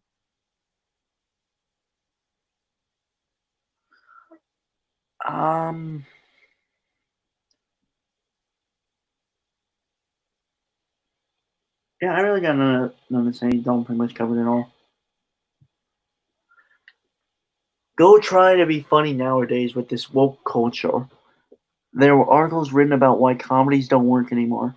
I'll tell you why, because all the fucking funny guys are like, fuck this shit because I don't want to offend you, he said. Yeah, that's exactly right, you jackass. Yeah, and Sashi, what are you doing now? Given that he didn't even make a joke, he was just pointing at the fact that he couldn't make a joke, and what are you about to do to him? You're about to do the whole, how dare he say that to me and my ilk thing, aren't you, Sashi? Do you think perhaps that you and your ilk are the problem? And that you are a textbook fucking example of the exact point he was trying to make, Sashi? You know what's funny? What? Woke culture is actually the biggest joke ever told. It is, but it's the joke that no one is allowed to laugh at or they will be metaphorically shot. I'll laugh. And the moment you have a career to be scorched, someone will come along and scorch your career, or at the very least, someone could. At basically whenever they want to. But I'll still keep going. Because those bitches don't, because I don't give a shit about those kind of bitches. Yep. Until someone prevents you from getting a loan to go to college or buy a house or something, and then it'll get really dark. But that's what crowdfunding is for, until they ban you from the crowdfunding websites like Alex Jones or Milo Yiannopoulos. And then, oh god, this gets really dark. And you are just intent on making a joke realistic and just not funny, aren't you? It's what we call funny because it's true. Also dark humor. 99 parts dark to 1 part funny still counts as funny. He complained at length about the left-wing critiques of Joker. Joaquin Phoenix stormed out of an interview when the journalist asked him if the movie might inspire a copycat, as if the question is so absurd that he had the right to be offended. Yeah, he did, because it really is a stupid... Because it is fucking absurd, and the fact that you can't see it as absurd demonstrates that you belong in a framework that means that basically states that what happens in culture will necessarily happen in real life because people are blank slates upon which culture writes basically impressions.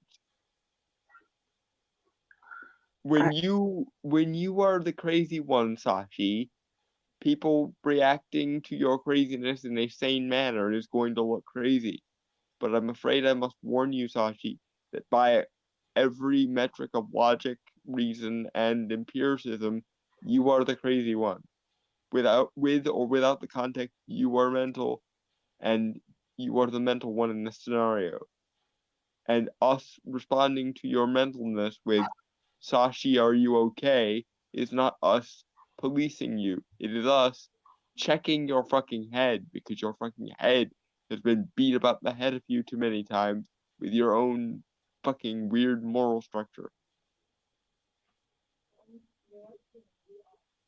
Oh, this is gonna be a riot. Proceed. The creators behind Joker have acted as if they're the underdog, just like its protagonist.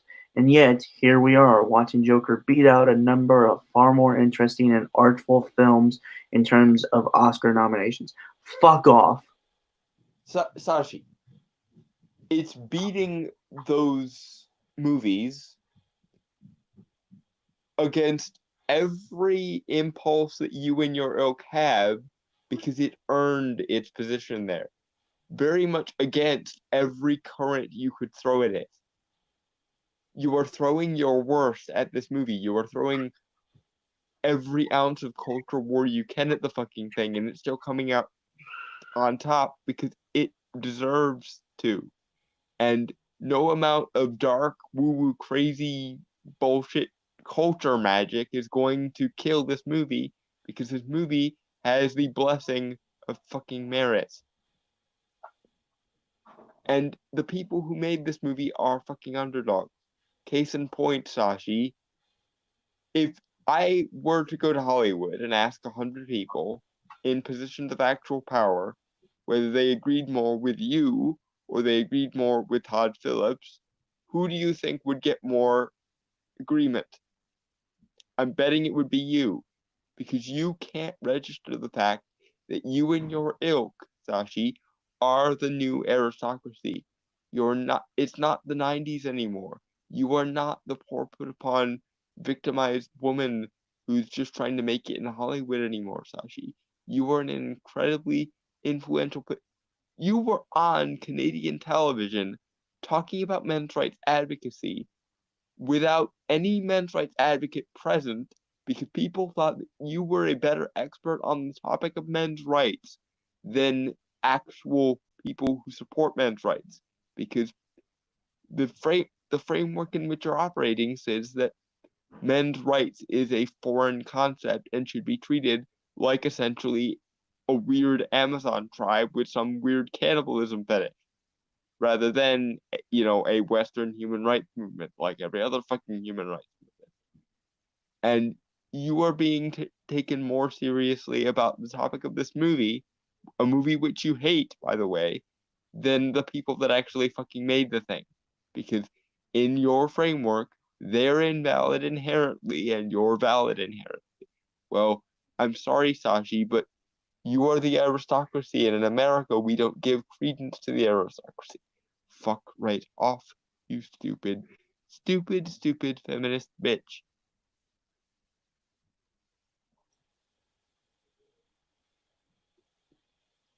Yep. Moving on. Yep. Alright,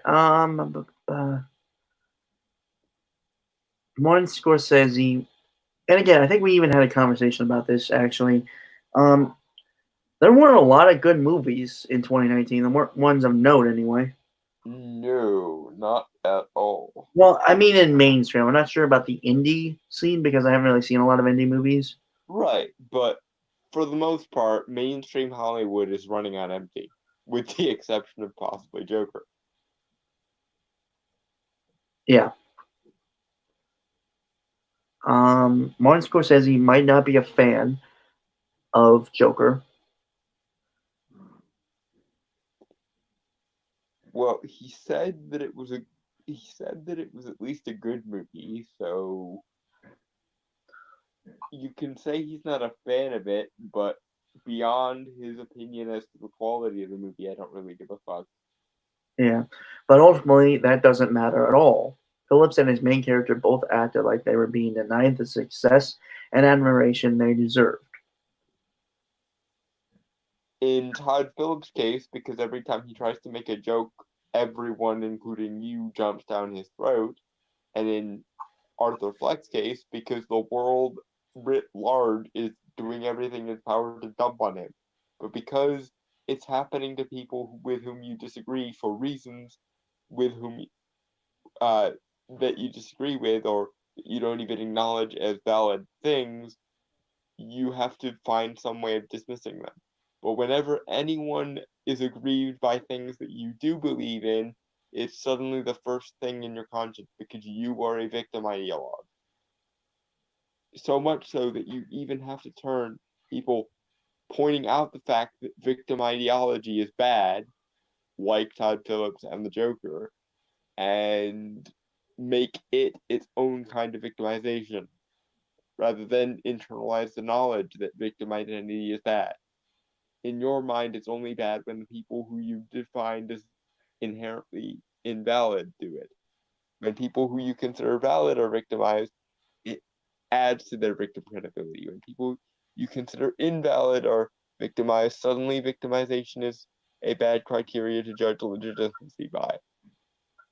Well, maybe we should just put the victimhood away altogether and judge people based on their merits and based on the legitimacy of their claims. And not the moral legitimacy, the actual concrete, practical legitimacy, if you please, my darling. Ironically enough, Todd Phillips is an underdog in the sense that he was a comedy director before he directed Joker. Yeah, he moved from stoner comedy to hardcore drama and somehow managed to make one of the best movies of the year, if not the decade. Yeah, so it's an interesting thought on the fact that in a sense he was an underdog, Yeah, mainly. and not only that, but he tried to do it using a comic book character in a Hollywood that hates the guts of comic books. Yep. So yeah. In the end, they both got exactly what they wanted, at the expense of other people, and in spite of the chorus of voices asking for something different than white dudes coming out on top, yet again. What the fuck are you talking about? Who? Okay, Sashi. Who was the group asking for something different? Was it the peasants, the people who actually seemed to like Todd Phillips' movie, or was it the aristocracy who were willing to do anything to just not have to get the fuck out of their moral framework? Or do you once again see yourself as the victim here, despite the fact that you have been on national TV multiple times and have your own Netflix series? Whereas Todd Phillips went from a moderately successful series of fucking dude bro stoner comedies to a serious drama in the style of Martin Scorsese and one of the least popular dramas among the critical class ever fucking made. And somehow managed to make a 55 to $62 million movie into a over $1 million success story or over $1 billion success story. I just like her criteria for validity is so foobar. I can't even like. How does she not see the reason why Joker is successful is because it earned that success in direct contradiction of people like her, and the reason why other movies don't succeed is because they're not fucking good, or at the very least aren't noteworthy enough to grab people's attention. Because merit is a fallacy by the patriarchy. Yes, of course. Silly me. My social construct. Mm-hmm.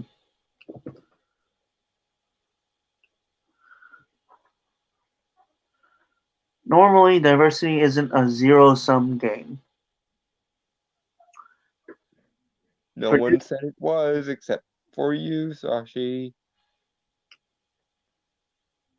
Producing or watching a movie featuring women of color or made by people of color doesn't mean that white people get fewer shots. You mean like those 3 women of color that were major roles in Joker? Those women of color, Sashi? The love interest, the mentor character, and the final victim in a movie about the Joker. You know those 3 women of color, Sashi? That were like major roles in this movie that barely had any cast of main characters. Hello, Sashi. Just, how can someone lack this much self-awareness? I know it's such cool, but god damn it, woman. Moving on though, I guess. Yeah. But in award season, it does indeed mean that. There are only so many Oscars to give out every year, and thus only so many pieces of the pie. Which means that if you want said Oscar, then you need to at least earn it, or at least be perceived to have earned it by enough of the population and the Academy to warrant said award being given to you. It's not a perfect system, but it is, at the very least, a functional system, and working slowly toward becoming a perfect system, or at least a better system than it was previously, hopefully.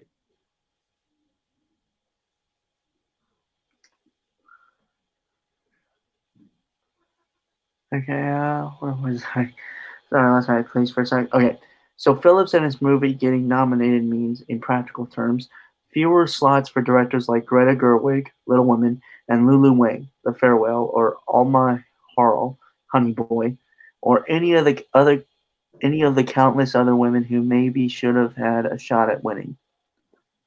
And countless other movies that were unremarkable Oscar bait claptrap.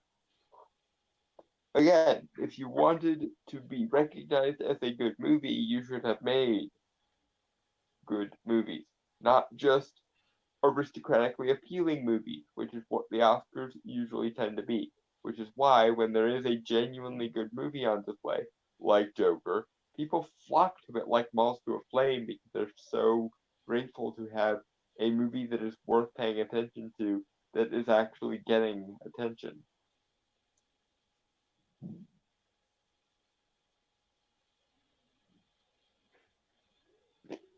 Moving along. Yep.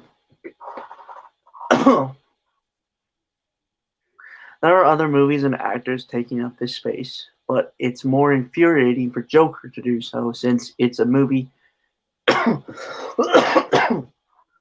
posits that women, black women particularly, are holding white men back. No. No, no, no, and no.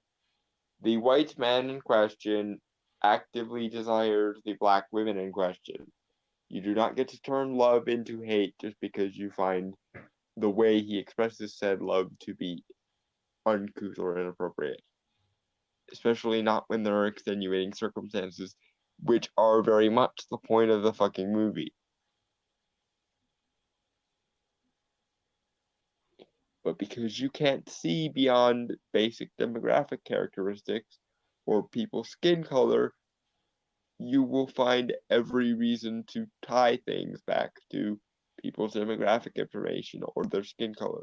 Because you, Sashi Cool, are a sexist, racist, identity politician with no self-awareness whatsoever.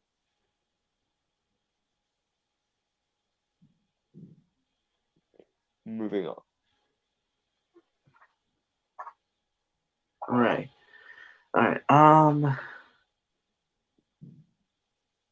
Look, The Irishman bored the shit out of me, but it's not a movie to suggest that maybe if women weren't so fucking rude when some dude just wants them to love him, he wouldn't have to go on a killing spree, okay? That's not what Joker was, at all. At no point were the women in question blamed beyond simply being individuals who had made very egregious mistakes for various bad reasons. When Joker's mother was being killed, she was being killed because she was Joker's mother, not because she was a woman or a bad mother, but because she was the cause of the harm that led to the Joker becoming the Joker. Wouldn't that mean that she was killed for being a bad mother? By implication, but not directly. Hmm.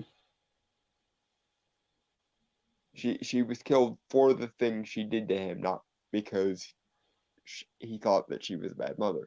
In fact, one of the reasons why she got what she deserved, to paraphrase the movie, is because he held her to such a high standard, and then she failed him so horribly. He thought the best of her, and then when she couldn't live up to that, or not only because she couldn't live up to that, but because she failed so egregiously, by being an abusive cunt or facilitating abusive cunts. He killed her because he would rather kill her than deal with the fact that his mother was a bitch who facilitated abuse. Because his mother needed to be a good person. And again, you do not get to take love and turn it into hate because it suits you, or because the person expressing said love didn't do it right. If you're going to make an argument based from someone's motives, you have to actually understand and correlate with what their actual motives were. If I say my motives are X, you do not get to turn around and say, well, because your motives are Y. No. No, you do not. If the motives of someone are X and are demonstrably X, then you don't get to change out those motives because a different motive makes more sense to you. Because you are a fucking moron. You can't take simple axioms for what they are rather than what you want them to be. Moving on. Right. Joker's commercial success, and now its critical success, makes filmmakers self-victimization even more absurd. Oh, Sashi, is self-victimization a bad thing now? Because I'd like to direct you to your conversation with Karen Strong. Because you were basically self-victimizing that entire time. Or is self-victimization only bad when you've determined that the person in question is an invalid human and therefore can't be a victim because you say so? And don't you suppose that you being an aristocrat and them being a non-aristocrat means they're more likely to be a victim than you? But no one could conceivably be more of a victim than you, Sashi, because you are a woman of color. Your class be damned, apparently. And all of the influence and clout that you hold on a moral level, too, be damned, apparently. Because when you want it to be, you don't have to focus on people's actual ability to demonstrate victimhood. You can just declare yourself a victim, and it's uncontestable because you're the right demographics. And don't you suppose that actual victimization happens to people who people are convinced can't be victims? Because otherwise, humans being humans would avoid victimizing people they already thought were victimized. But you have a very cynical definition of human nature, don't you, Sashi? Moving on. Right.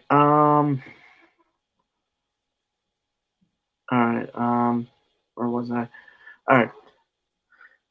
What have Phillips and Phoenix been complaining about this whole time? The movie has made hundreds upon hundreds of millions of dollars.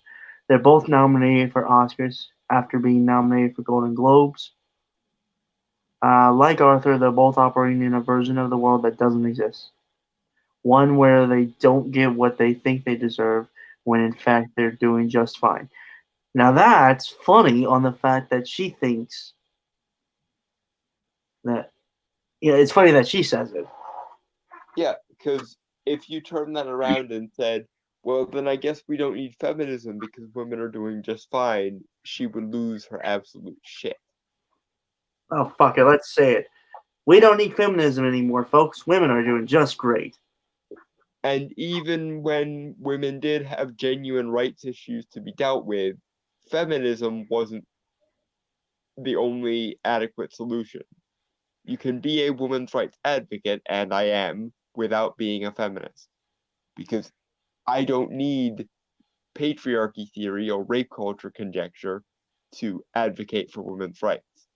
I don't need to view women as oppressed in order to suggest that maybe women should have some more rights.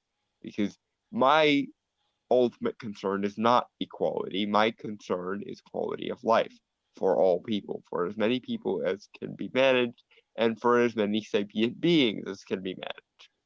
because the important thing is not that we all are in the same shit pail together. The important thing is for our civilization to be as proficient and efficient as it can possibly be. End discussion.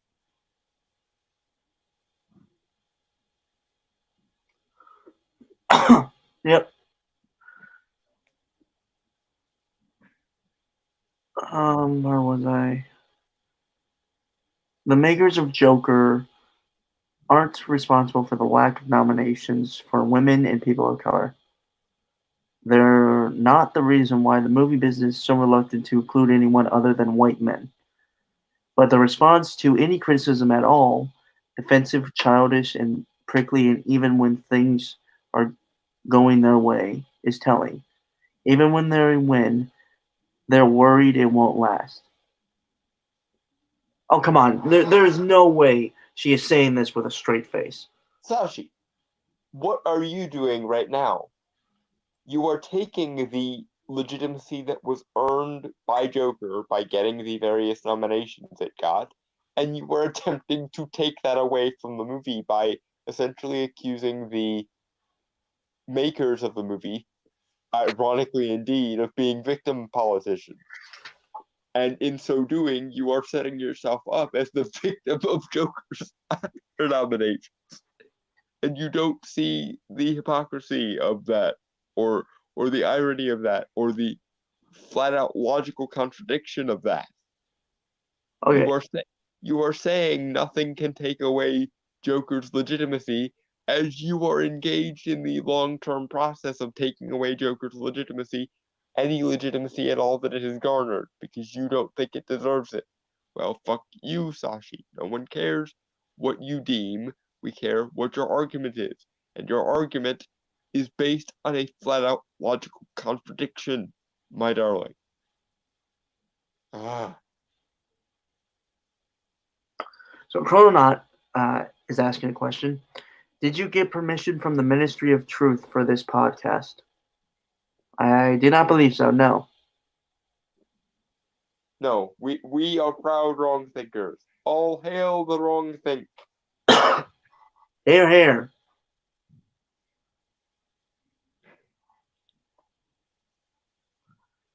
Okay, where was I? All right, last paragraph. The people behind Joker wanted to create a believable superhero origin story. Not a superhero, very much a supervillain. Well, villain. Mm-hmm. Get that right? Yeah. One where the bad guy isn't an outlandish monster, but just a sad sack who feels like he's been disenfranchised. That is Joker. If you read any of the fucking comics, which I know you don't, because comics are for children, and I'm using air quotes, by the way. Yeah, I know. Yeah. Still. They did indeed accomplish that, and managed to do it in the movie and in the real world. So you're basically saying that Todd Phillips and Joaquin Phoenix are comic book supervillains now because they have a philosophical disagreement to you. Because only I am allowed to be valid and anyone else is invalid by definition. Fuck you, Sashi-ku. And you need to apologize to Karen Strawn for the absolute fucking hit piece that you did on her. And by extension, the entire men's rights movement. All right. It just happens to be the same story we've heard 1,000 times before. Then why, Sashi, is everyone and their mother reacting as though this is fucking milk from the very tit of the devil himself? If this is a story that everyone is desensitized to, then why are everyone why is everyone who's reacting to it reacting as though they just got a hot poker in the eye? If it's so unremarkable as to be background noise now, why is everyone either glaring at it in horror or clapping for it in absolute abject excitement? Would you care to explain any of that to me, Miss Cool?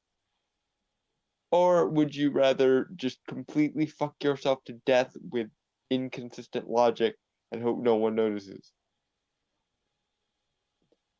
I'm gonna put you down for option 2 and we're gonna move on. Fuck you, Sashi. Yeah. And that is pretty much it for that one. And now we get on to something that actually might be funner. Yes. Something that might be less undead than what we just covered.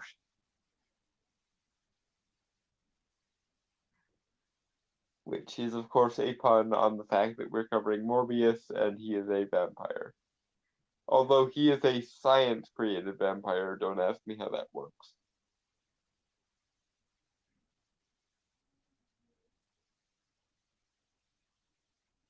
I kind of wish they had retconned his origin story a little bit, because the whole created by weird mutant science thing just doesn't jive right with me, given that the Marvel Universe actually does have magically created vampires. Well, if I remember correctly, this was because of Comics Code Authority, and they couldn't have undead or dead things at that time. Right, so they created the science vampire to counteract it, and then a couple years later, when the Comics Code Authority got pissed on, as it should have been from the beginning, they brought in the Darkhold and that whole shenanigans, and therefore Marvels were naturally created vampires. Yep. See, I don't mind Morbius being a science vampire. I would prefer it that they connect it with the magic vampires. Yeah, but I suppose beggars can't be choosers. I'm also worried about Jared Leto, because Jared Leto doesn't exactly have a positive track record when it comes to portraying comic book characters. Cough, I don't cough. think it was necessarily entirely all his fault. I mean, yeah, he was kind of being an ego jackass when it came to Joker, but you can't make this movie because I'm the Joker. yeah, I mean, No, Jared, no, you're not. and Joaquin is much more the Joker of this generation than you will ever be. Piss off. see, I think it could have worked if they didn't try to be so overtly edgy. If they actually made him the main villain of Suicide Squad. Yeah, but to be fair, I don't think Jared's portrayal probably would have worked anyway, because a lot of his mannerisms were kind of trying to take off of what Heath did, rather than just be his own Joker. Again, I would prefer a Joker who would have the mannerisms of Hannibal Lecter. I agree. In fact, I kind of wish that instead of Jack Nicholson in the '89 Batman, it had been Anthony Hopkins. Right. So I had actually seen this trailer when it first came out. I don't think it was me who sent it for recommendation for the podcast. No, I think it was me. I think. Yeah. And I skipped ahead about 6 seconds because it had the trailer for the trailer thing. Mm-hmm. Why the fuck is that thing? I don't fucking know. But yeah, we kind of discussed. Me and Dawn kind of discussed about this before we went live. Mm-hmm. And we'll get in more into it obviously now. But yeah, so Morbius official trailer. It really should, honestly, they should have the full title. You know, Yeah. Morbius, the Living Vampire.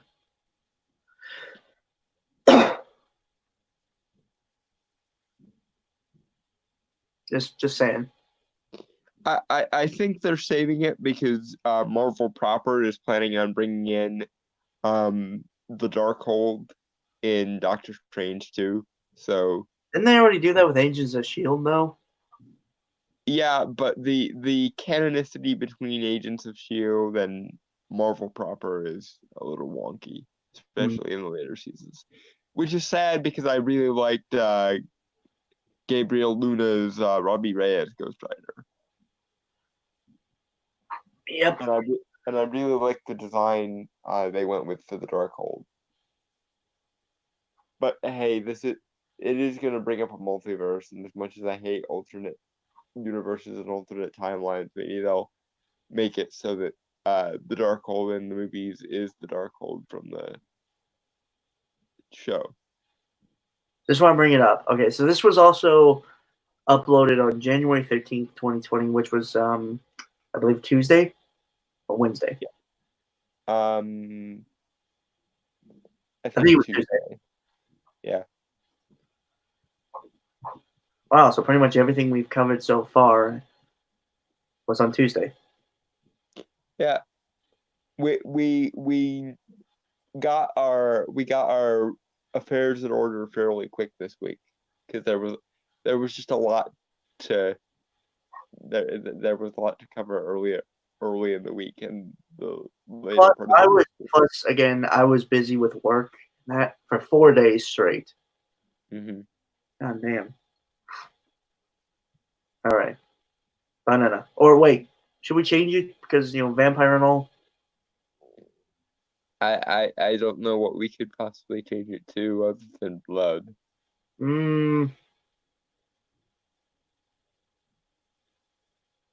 Blah blah blah. We could do blood and mana, I suppose. I think we'll just stick with banana. Yeah. All right. Banana.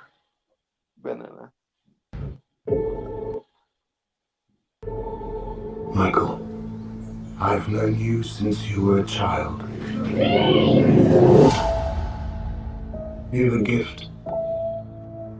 You always have. If there's an answer to your disease, you'll find it. Okay.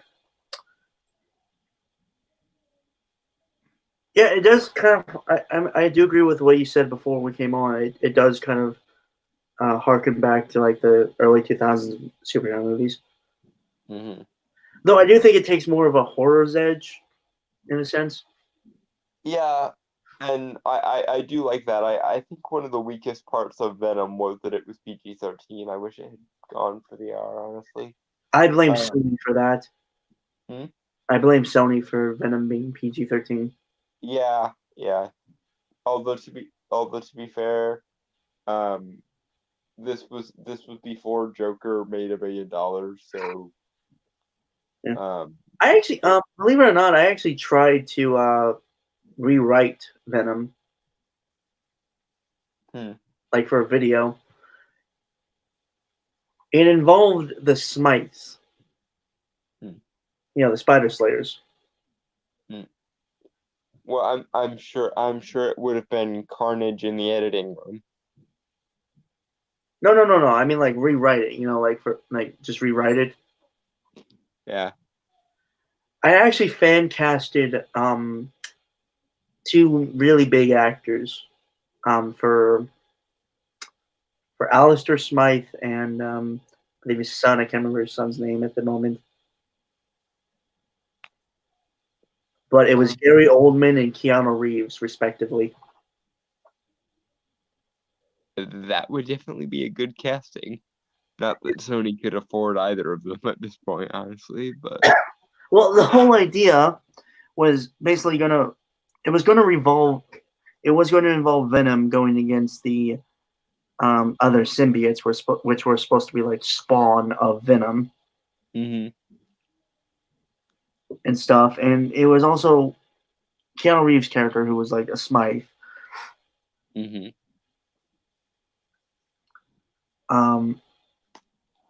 Was trying to use the symbiotes to kind of help his father who was dying from a disease.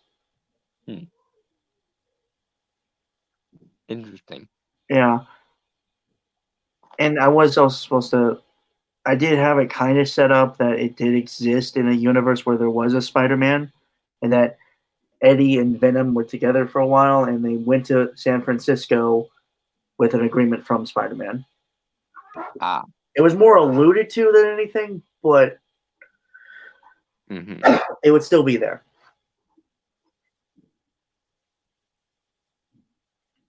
So yeah. Banana? Banana. I should have died years ago. Why am I still here if not to fix this? I have a rare blood disease, and I'm running out of time. Listen, I like the use of Beethoven's Fifth. Yeah, I remember. I remember checking out like the music for the trailer because I thought it was really good.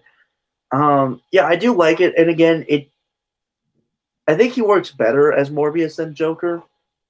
Yeah. Because unfortunately, I don't know a lot about Morbius. Well, from what I know of him, which admittedly it's been a long time since I looked him up, but from what I know of Morbius, they're doing a pretty good job. Although I do wish they had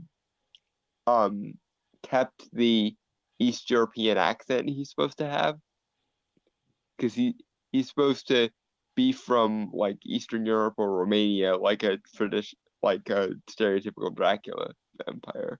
Okay. Yeah, okay. Yeah, I kind of agree that would have been cool. But I do like how it does set up that he's not really a bad person. That he's more of like he is a man who's trying to do good, and he's kind of on a deadline because he is dying. Yeah, they're doing the same kind of anti-hero thing they did with Venom, I think. Yeah, I think it works a little bit more in this. Yeah, it's definitely working better here than it did in Venom. Weird enough, I watched Venom, right? And my issues with it were more of editing. Like some of the scenes could have worked better if there were scenes edited beforehand, like edited, put in a different spot. Mm-hmm. You know. I am curious what Venom 2 is going to be, because of course they're making it. And they're going to go hard R this time. Oh, thank fuck. Yeah. And I also have to admit, I do like the cinematography. And yes, take a drink, folks. I mentioned something about film. Drink. It just has a cinematic look that I kind of forgotten. Because it does look like a traditional vampire movie, and I do like the idea of superhero vampire movie. I just wish it more supernaturally based. But then again, by the time Morbius comes out, presumably we'll have Doctor Strange too, so maybe we'll get both kinds of vampire. yeah. Well, no, it's just like almost every movie today, specifically like the comic book movies, don't look like this. They don't have that kind of style, cinematic. True. It reminds me a little bit of Bram Stoker's Dracula. Mm. And a little bit of Van Helsing, but I won't hold that against it. I didn't mind Van Helsing all that much. No, I don't either. I think it's good, but it's cheesy, is all. So, for one thing, I also like, and Jared Leto, I believe he's a method actor as well, like Joaquin Phoenix. Well, he tries to be. I don't know to what degree I would call him successful. Right, but I do appreciate that to make himself look like he's dying and sickly, I assume he lost a lot of weight to do this. I get the spot. Also, it could be his effects and stuff. So. Hmm.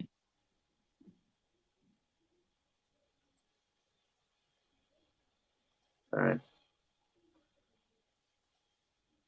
Oh yeah, there's like he used like some type of bad DNA mutagen sort of thing to mutate him into. Yep. Basically, Bat Super Soldier kind of thing. Yeah. And again, I like, and again, take drinks, folks. I like how the sets look like. Well, it's like one part lab and another part kind of like a research table, like desk, old timey desk and stuff. Mm-hmm. It gives kind of character to the set, and also like kind of gives character to the characters with visually. Mm-hmm. Like the disheveled books and all of them just opened and scattered about and stuff. Mm-hmm.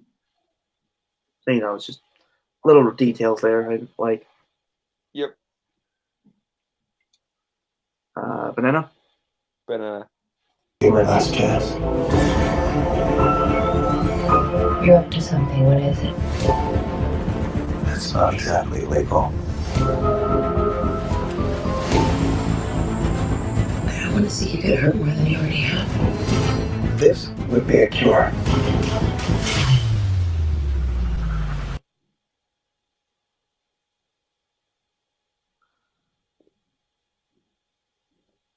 I think I kind of figured out what separates this from his Joker performance.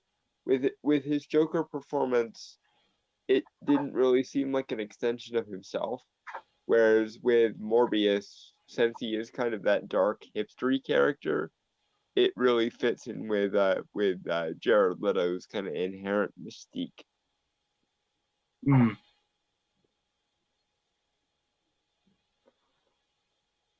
Yeah, I could kind of get that.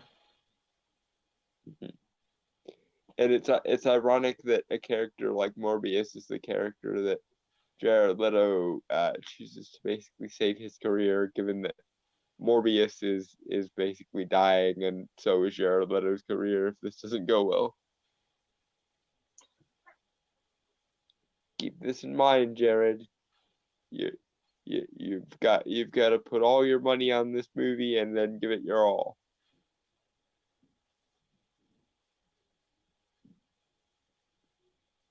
But I will say that there are some shots that I don't know are CGI or actually real. Like this helicopter scene. mm-hmm. Or, well, there's like one scene I could kind of tell anyway. Yeah. Like right here, it looks very much CGI. I'm sure they'll fix that. Yeah, it's still probably it's still probably the first or second passover of the VFX. So I do hate that though with like trailers today. that so much of the movie you basically have to wait until the last second to see the finished product. Yeah. Yeah. But again, the lighting, the cinematography, I really like. Mm-hmm. It just has this kind of atmosphere about it,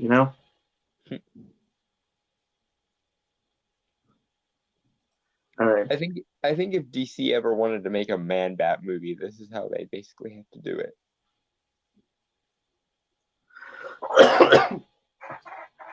Yeah. Though I would prefer a movie with Killer Croc or Clayface. Why not all three? Like they already did that with the animated movie. Mm-hmm. All right. Banana? Banana.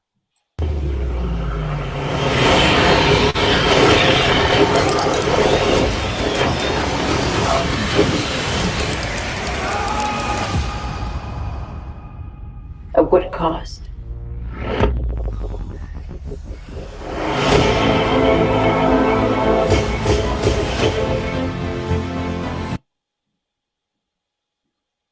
So if we're, I'm thinking, since this still kind of reminds me of like early 2000 superhero movies, Mhm.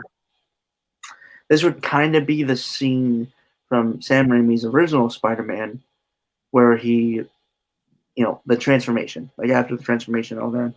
Yeah, the flexing in the mirror scene. Well, that and also like the testing of abilities and stuff. Yeah.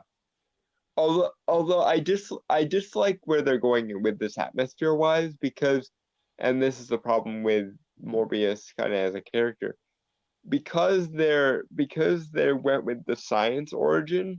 There's no reason to treat this like it's a dark, twisted thing. Like he's a bat mutant now, basically. There's no reason to treat that necessarily like it's a dark, twisted thing. If he had gotten the Darkhold and started filling with it, that would have been cause for ooh, this is a dark, twisted thing. You sold your soul. But here he's basically a glorified bat mutant. Again, I would have preferred he became a vampire via science because he experimented with an actual vampire. That would have been interesting. Kind of like what they did with Mina Harker's blood in League of Extraordinary Gentlemen to create vampire assassins. Yeah. That movie was much better than everyone gives it credit for, I think. Oh yeah. Banana. Banana.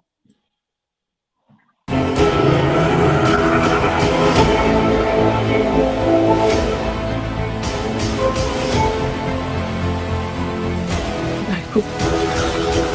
What's happening? I went from dying to feeling more alive than ever. Increased strength and speed. And also, how does bat DNA translate to increased strength? Exactly. Wings. Their wing muscles. I guess, but that doesn't explain the reason why he's suddenly a Calvin Klein model. Don't After, question it.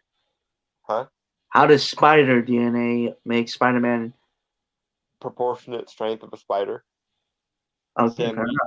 Stan Lee has been very consistent on that basically since they created the character together. He and Ditko. Okay, that's fair. So like instead of one Peter Parker, it's 8 Peter Parkers in one Peter Parker body. Mm-hmm. Yeah, you know what? I do think my idea would work better for Morbius. Mm-hmm. Like if he was dosing himself with like an actual vampire blood or something. Funny enough, I actually wrote a story similar to that.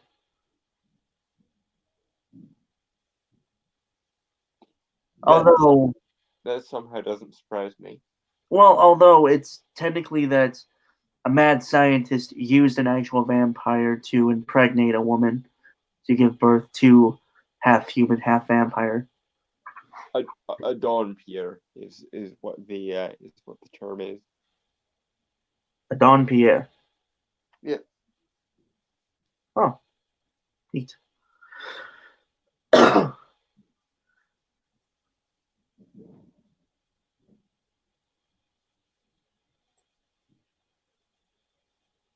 Yeah, honestly, I don't know. Like the whole enhanced physicality thing is weird. I think. I mean, maybe for the legs, because bats, hang upside down. Yeah. Sharpened senses I can get because like echolocation, increased sense of smell, increased hearing, yada yada yada. But like, well, vampire bats do have to be fast. Yeah. Catch prey, but that's mostly due to their wings. Yeah. And as far as we can see, he's not growing like wing appendages or anything. Yeah. Hmm.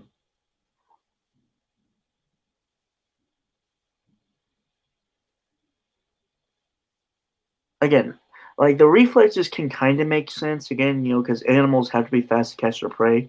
Also, echolocation and increased like senses. So Yeah. kind of. I assume enhanced hearing, which goes along with the echolocation. Yeah. But the strength thing, I'm not entirely sure because I don't know how strong bats can be. Yeah. Bats are not particularly known for their strength, unless it was like some giant giant fruit bat. But then again, if it were a giant like fruit bat thing, then there wouldn't be any reason for blood drinking. So the fuck. Yeah, I'm looking that up now just because.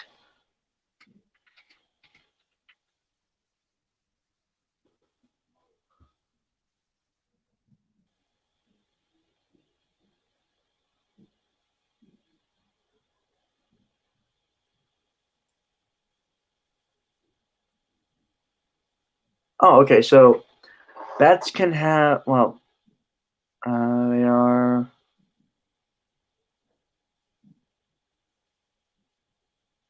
Hmm. Hmm.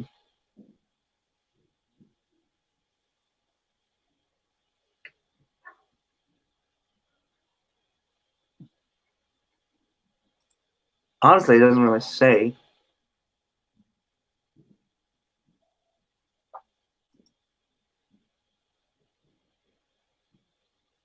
Yeah, I tentatively call bullshit on the increased strength thing.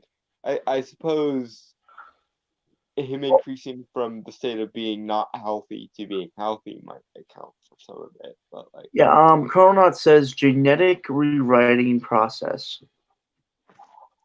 Right, but how does genetic rewriting spliced with a bat account for strength?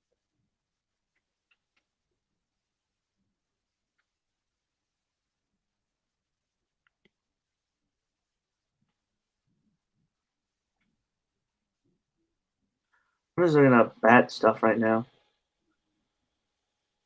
And I guess it also does depend on what bat. Yeah. And apparently there are 7 different versions of bats. Yes. Egyptian fruit bat, giant golden crowned flying fox, Indiana bat. Hey, bumblebee bat, little brown bat, vampire bat.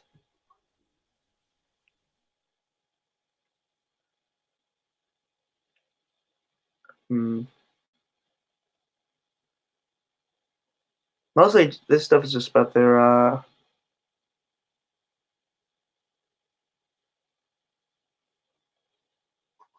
Yeah, no, there's not really anything about them, like about how much they can carry or anything. It's just mostly about like.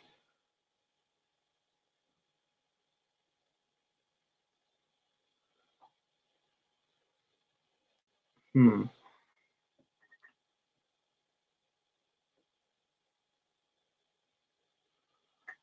Mostly just their personality, because apparently they can be very clean, very caring creatures. That's pretty much it.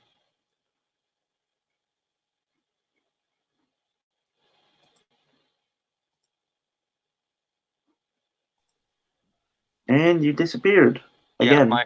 my phone was once again being stupid. But yes, bats are cute. They're very, very cute. Flying foxes in particular I find adorable. Okay, They, so they look like little German shepherd puppies, but with wings. Podcast Storm says, look at bone density and structure of bat bone versus human bones.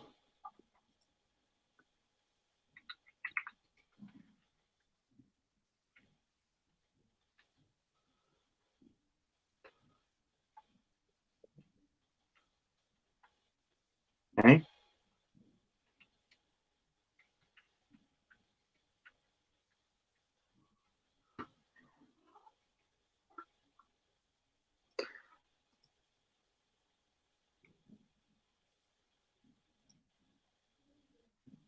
I would imagine their bones would be hollow, similar to birds, but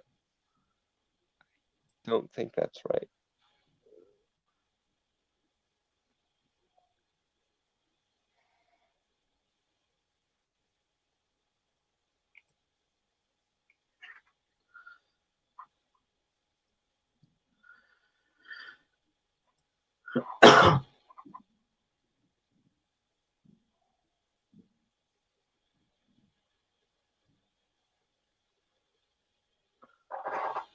Yes, Corona, that was my thought process as well, but I don't think bats actually do have lighter bone structure. I think it's just arranged differently.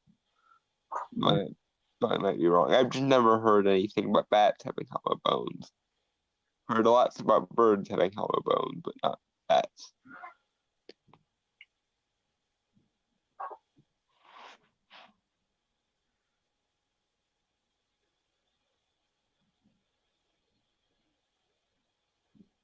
Some research it has shown this may not be true, that both bird and bat bones lighter so they can fly, hollow or something. Mhm. May not be true. Compared to most mammal bones, bird bones have more empty space inside and bat bones are thinner. But the bone material for both animals is actually denser than the bones of a similar sized rodent. Okay, noted. But denser bone structure doesn't necessarily account for increased muscle tone, and it was definitely a thing in his transformation. So there's that. Yeah. Instead, their increased bone density makes them strong and stiff so they can handle the stress of flight. So when it comes to I'm just looking. I don't know. Well, at least this trailer makes us question it. Yes, and we may in fact be looking way too deep into this, but hey, the writers should have thought of this way before they made the movie. So Actually does have a question. Do you think he'll have a healing factor of some kind? probably. He bats. Bats don't, but I'm pretty sure they're going with the whatever it takes to make him a science vampire. So Again, I think my idea would have worked better. Again, like just yeah, take a strand of DNA from a vampire subject and create some type of mutagen and Yeah. inject that into yourself. I would have gone with like a serum that you had to keep re-injecting like at certain intervals, like every 12 hours or every 24 hours or something. Yeah, if you think of it, then it would more the theme of that movie, if we were to be writing a movie like that, would be you have to face the reality that death is inescapable. Yeah. And to avoid death is to avoid your own humanity, and also drug addiction, and what Well, you could actually have Morbius technically be the antagonist of his own film, where the vampire understands that he has lived so long that he kind of hates it, the curse of immortality, and he is trying to teach Morbius to enjoy the life he has as a human. Yeah. Granted, if we did this story, then there probably wouldn't be a sequel, but who cares? You will learn, young vampire, that immortality is a curse. So technically, you make the monster more human and the human more of a monster. Yeah. You mortals are so short-sighted. I have lived for so long that I can tell you that immortality is not all it's cracked up to be. Why do you always try to sound British? What, like a stereotypical vampire isn't going to be all British and dramatic and shit? Not everyone. Not all vampires. But also, you sound like you're trying to do an impression of the guy who played Tywin Lannister on Game of Thrones. What is his name? Really good actor, by the way. He is, yes. I just can't think of his name. But no, I haven't even thought of Game of Thrones basically since it ended. Yeah, that guy actually did play a vampire in like that Dracula Untold movie. Oh, was it Luke Evans? No, Oh, the uber vampire that gives Dracula his powers. yep. Okay, yeah. That movie was probably better in retrospect than it seemed when I first watched it. When I first watched it, I gave it like half a star on Rotten Tomatoes, and I called it Undead on Arrival. Charles Dance. That's who I thought you were sounding like. Well, thank you, I suppose. His voice is awesome. Even though it was completely unintentional.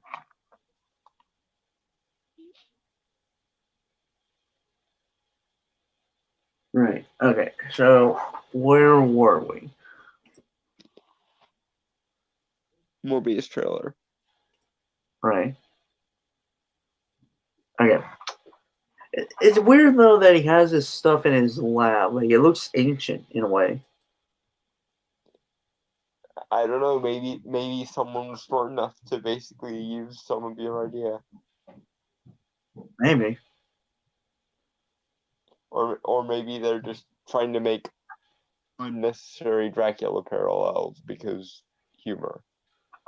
Probably the latter, on the fact that no one would ever use my ideas. Because they're too original and too awesome.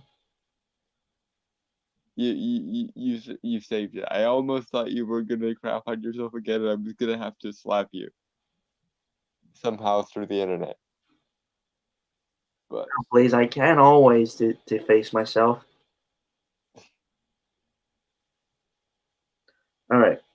Banana. but Increased strength and speed. The ability to use echolocation. And an overpowering urge to consume blood.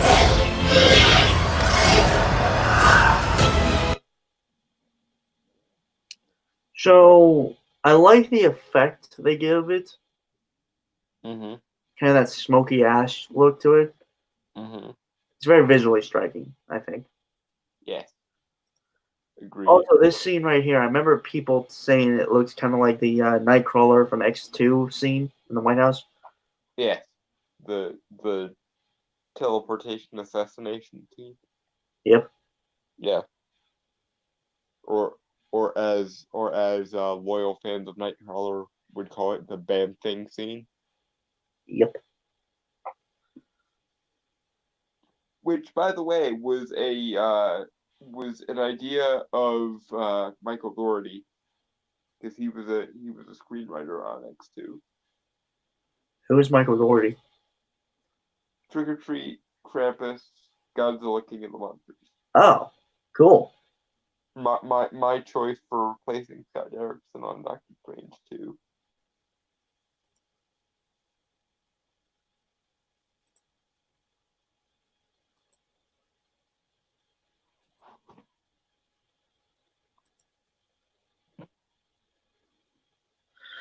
Yeah, so all in all, I do kind of hope, in a sense, it's small scale. What I mean, and by what I mean to that, because I know you not really like small scale stuff. Mm-hmm. I mean more in a sense that it focuses more on the journey of Michael Morbius.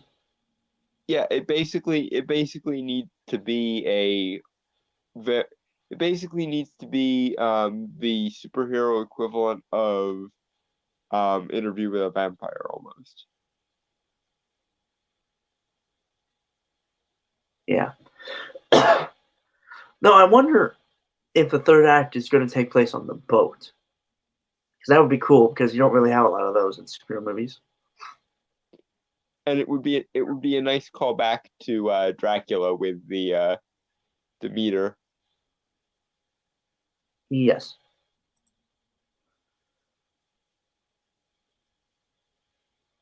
But by the way, something you should watch while you're using your Netflix subscription. There was a BBC miniseries on Dracula recently, and it was pretty Oh yeah, good. I heard about it. I heard about that. The third episode was shit though. My advice would be to stop at the end of the second one and leave the cliffhanger to your imagination. What you conclude will probably end up being better. The first two though are really good episodes. All right. Banana. But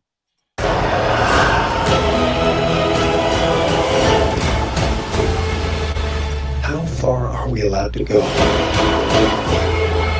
to fix something that's broken? Until the remedy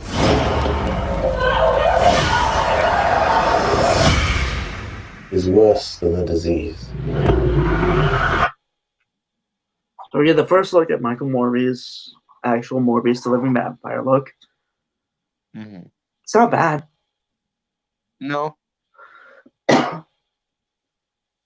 Like I said, it very much reminds me of Interview with a Vampire.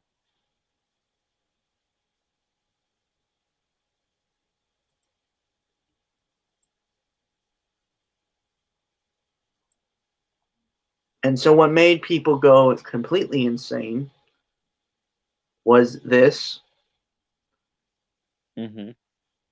you know, the spray painted Spider-Man with murder spray painted on top of him. Mm-hmm. Personally, I would prefer this movie not be connected to Spider-Man right away. True, but an Easter egg's an Easter egg, so they might have to make it. I don't know. I'm just like, I honestly would prefer him to be connected to a different version of Spider-Man than the Marvel one, because you know my thoughts on the Marvel version of Spider-Man. Mm-hmm. Well, we know the Spider-Verse is a thing, so who knows where that gets. Yeah. Plus, you know, I have to say, I think Morbius just got out of a prison because of like what he's wearing. You know, it's an orange jumpsuit. Yeah. Well, and anti-hero is probably the best they can do with him, so yay. Oh, and there's Matt Smith. I'm disappointed by his choice in Ty. Uh, For shame, Eleven, for shame. yeah, you don't really see him in a lot of stuff these days. He was in The Crown, and he did actually regularly wear a bow tie at Matt show. Yeah. Because bow ties are cool, and they will remain cool no matter what the doctor says. Wait, didn't he play a president? In The Crown? I don't remember him playing the president anywhere that I'm familiar with. Oh, I thought he played like Jack Kennedy. I don't think so. Anyway, I wonder what character he's playing, or if it's like an original character or whatever. Because it seems like they have really kind of a high grade cast of actors in this. Probably some kind of government agent that's tasked with like tracking down Morpheus. Or Morbius, not Morpheus.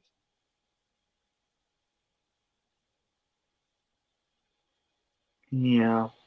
Because that seems to be the plot. The plot is he's just a poor misunderstood science vampire, and they all want to track him down and treat him like a science experiment just because he is one.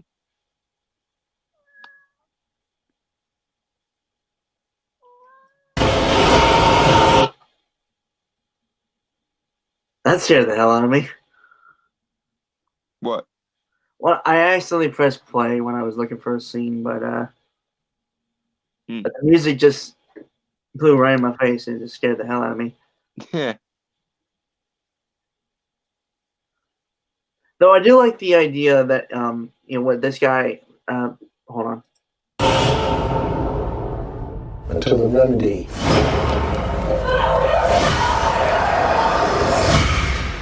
is worse than the disease. I like that just on the fact that it does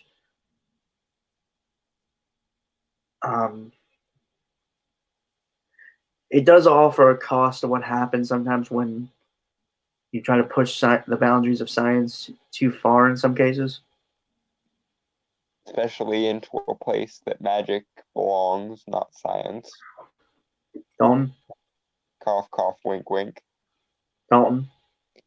What? He's a vampire. Did you expect me not to make that joke? Oh, I know. I'm just saying, like, sometimes man, you gotta let stuff go. Never! I will not be silenced. I can mute you. You son of a whore.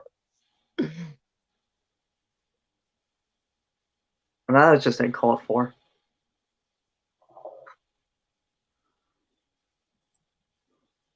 But yeah, all in all, I like the movie. It doesn't look too bad.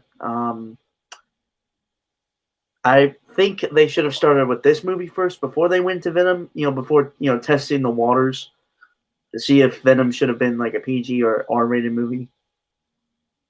Well, but I think the success of Venom is what let them justify making this movie as awesome as it looks, so all the more power to them, I guess. Yeah. All right. Banana. Banana.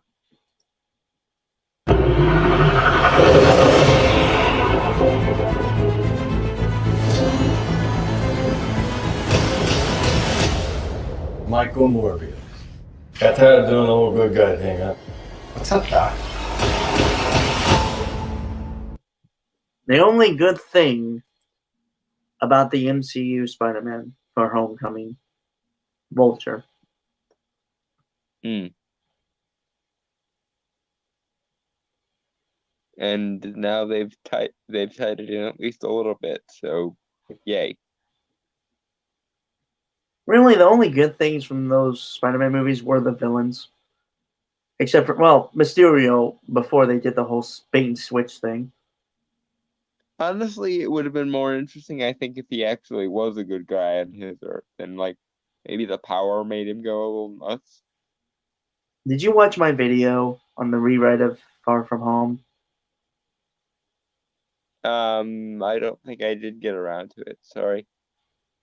But that's exactly what happened. Like he was a hero, but Well, I think we've discussed it before. Yeah. But yeah, even after my first time watching it, I kind of wished that. So same it here. didn't surprise me. Yeah. Gosh, what the fuck with that movie, man? Don't get me started. Yeah. Especially not so very close to the end. Probably not a good idea to start at the end, all things considered. Yeah.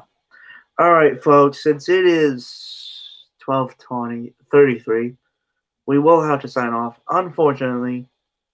Oh, Conrad said something here. Oh, hey, Ahsoka. We're just wrapping stuff up. We watched the Morbius trailer. Yeah, okay. So Chronorot said, from Wikipedia, energy supplied to the muscles engaged in flight require about the double the amount compared to the muscles that do not use flight. He's talking about like why? The strength thing. So Yeah. his muscles should be twice as strong as normal humans. Yeah. And his bones should be more dense. Yeah. Okay. Blood oxygen levels of flying animals are twice as much as those of their terrestrially locomoting mammals. Okay. Noted. His muscles are both denser and more efficient. Yay. Right, that makes sense. I don't know if they're going to actually say that. Well, but at the very least, there is a logic to go by here, and honestly, that's all I need. As long as I don't have to keep pulling myself out of the movie going, how the fuck does that work? Yeah. I would prefer people do more research into this kind of stuff when it comes to like making science superhero. Yeah, there's actually a really great book on the subject called The Physics of Superheroes that basically is the manual of how to do this properly. Though I do have to admit that there are, and I've watched a few videos talking about that. There are some things that I have to disagree with, simply for rule of cool and also suspension of disbelief. And I at some point actually want to make a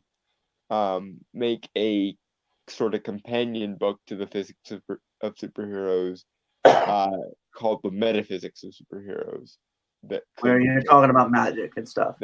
that could focus on the magical and spiritual and metaphysical aspects of the superhero universe. Long, short, dope to a super soldier level naturally. Chrononaut.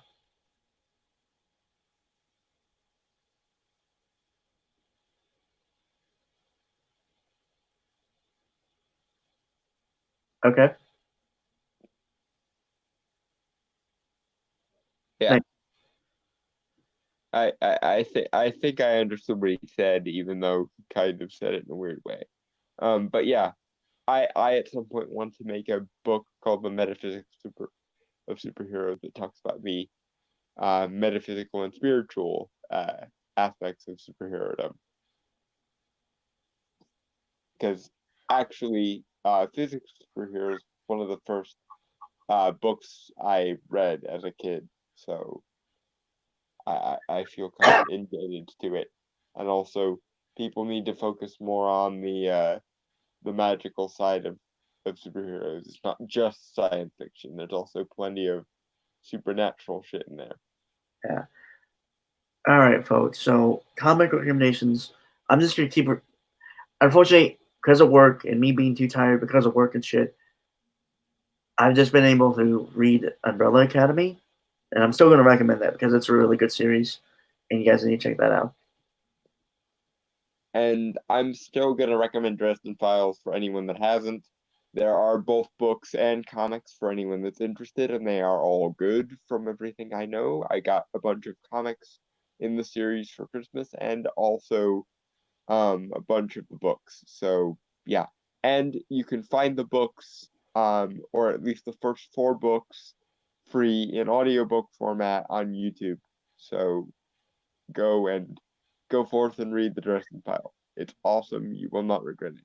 And as far as mystical accuracy goes, I give it about a B-. Yeah. So we will. Let me pull up the outro.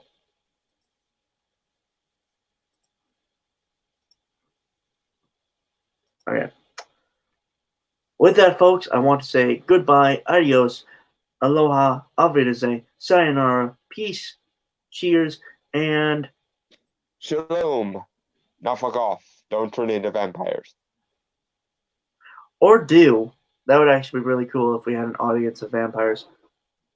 Bye. Although I will bind your ass if you do, so don't. Just don't drink our blood and I'd be cool. I will bind you. I swear to God, I will bind you. I will try to talk Dalton out of it. And then he'll get eaten, and then I'll feel bad and bind you all the worse for it. Bye. Bye.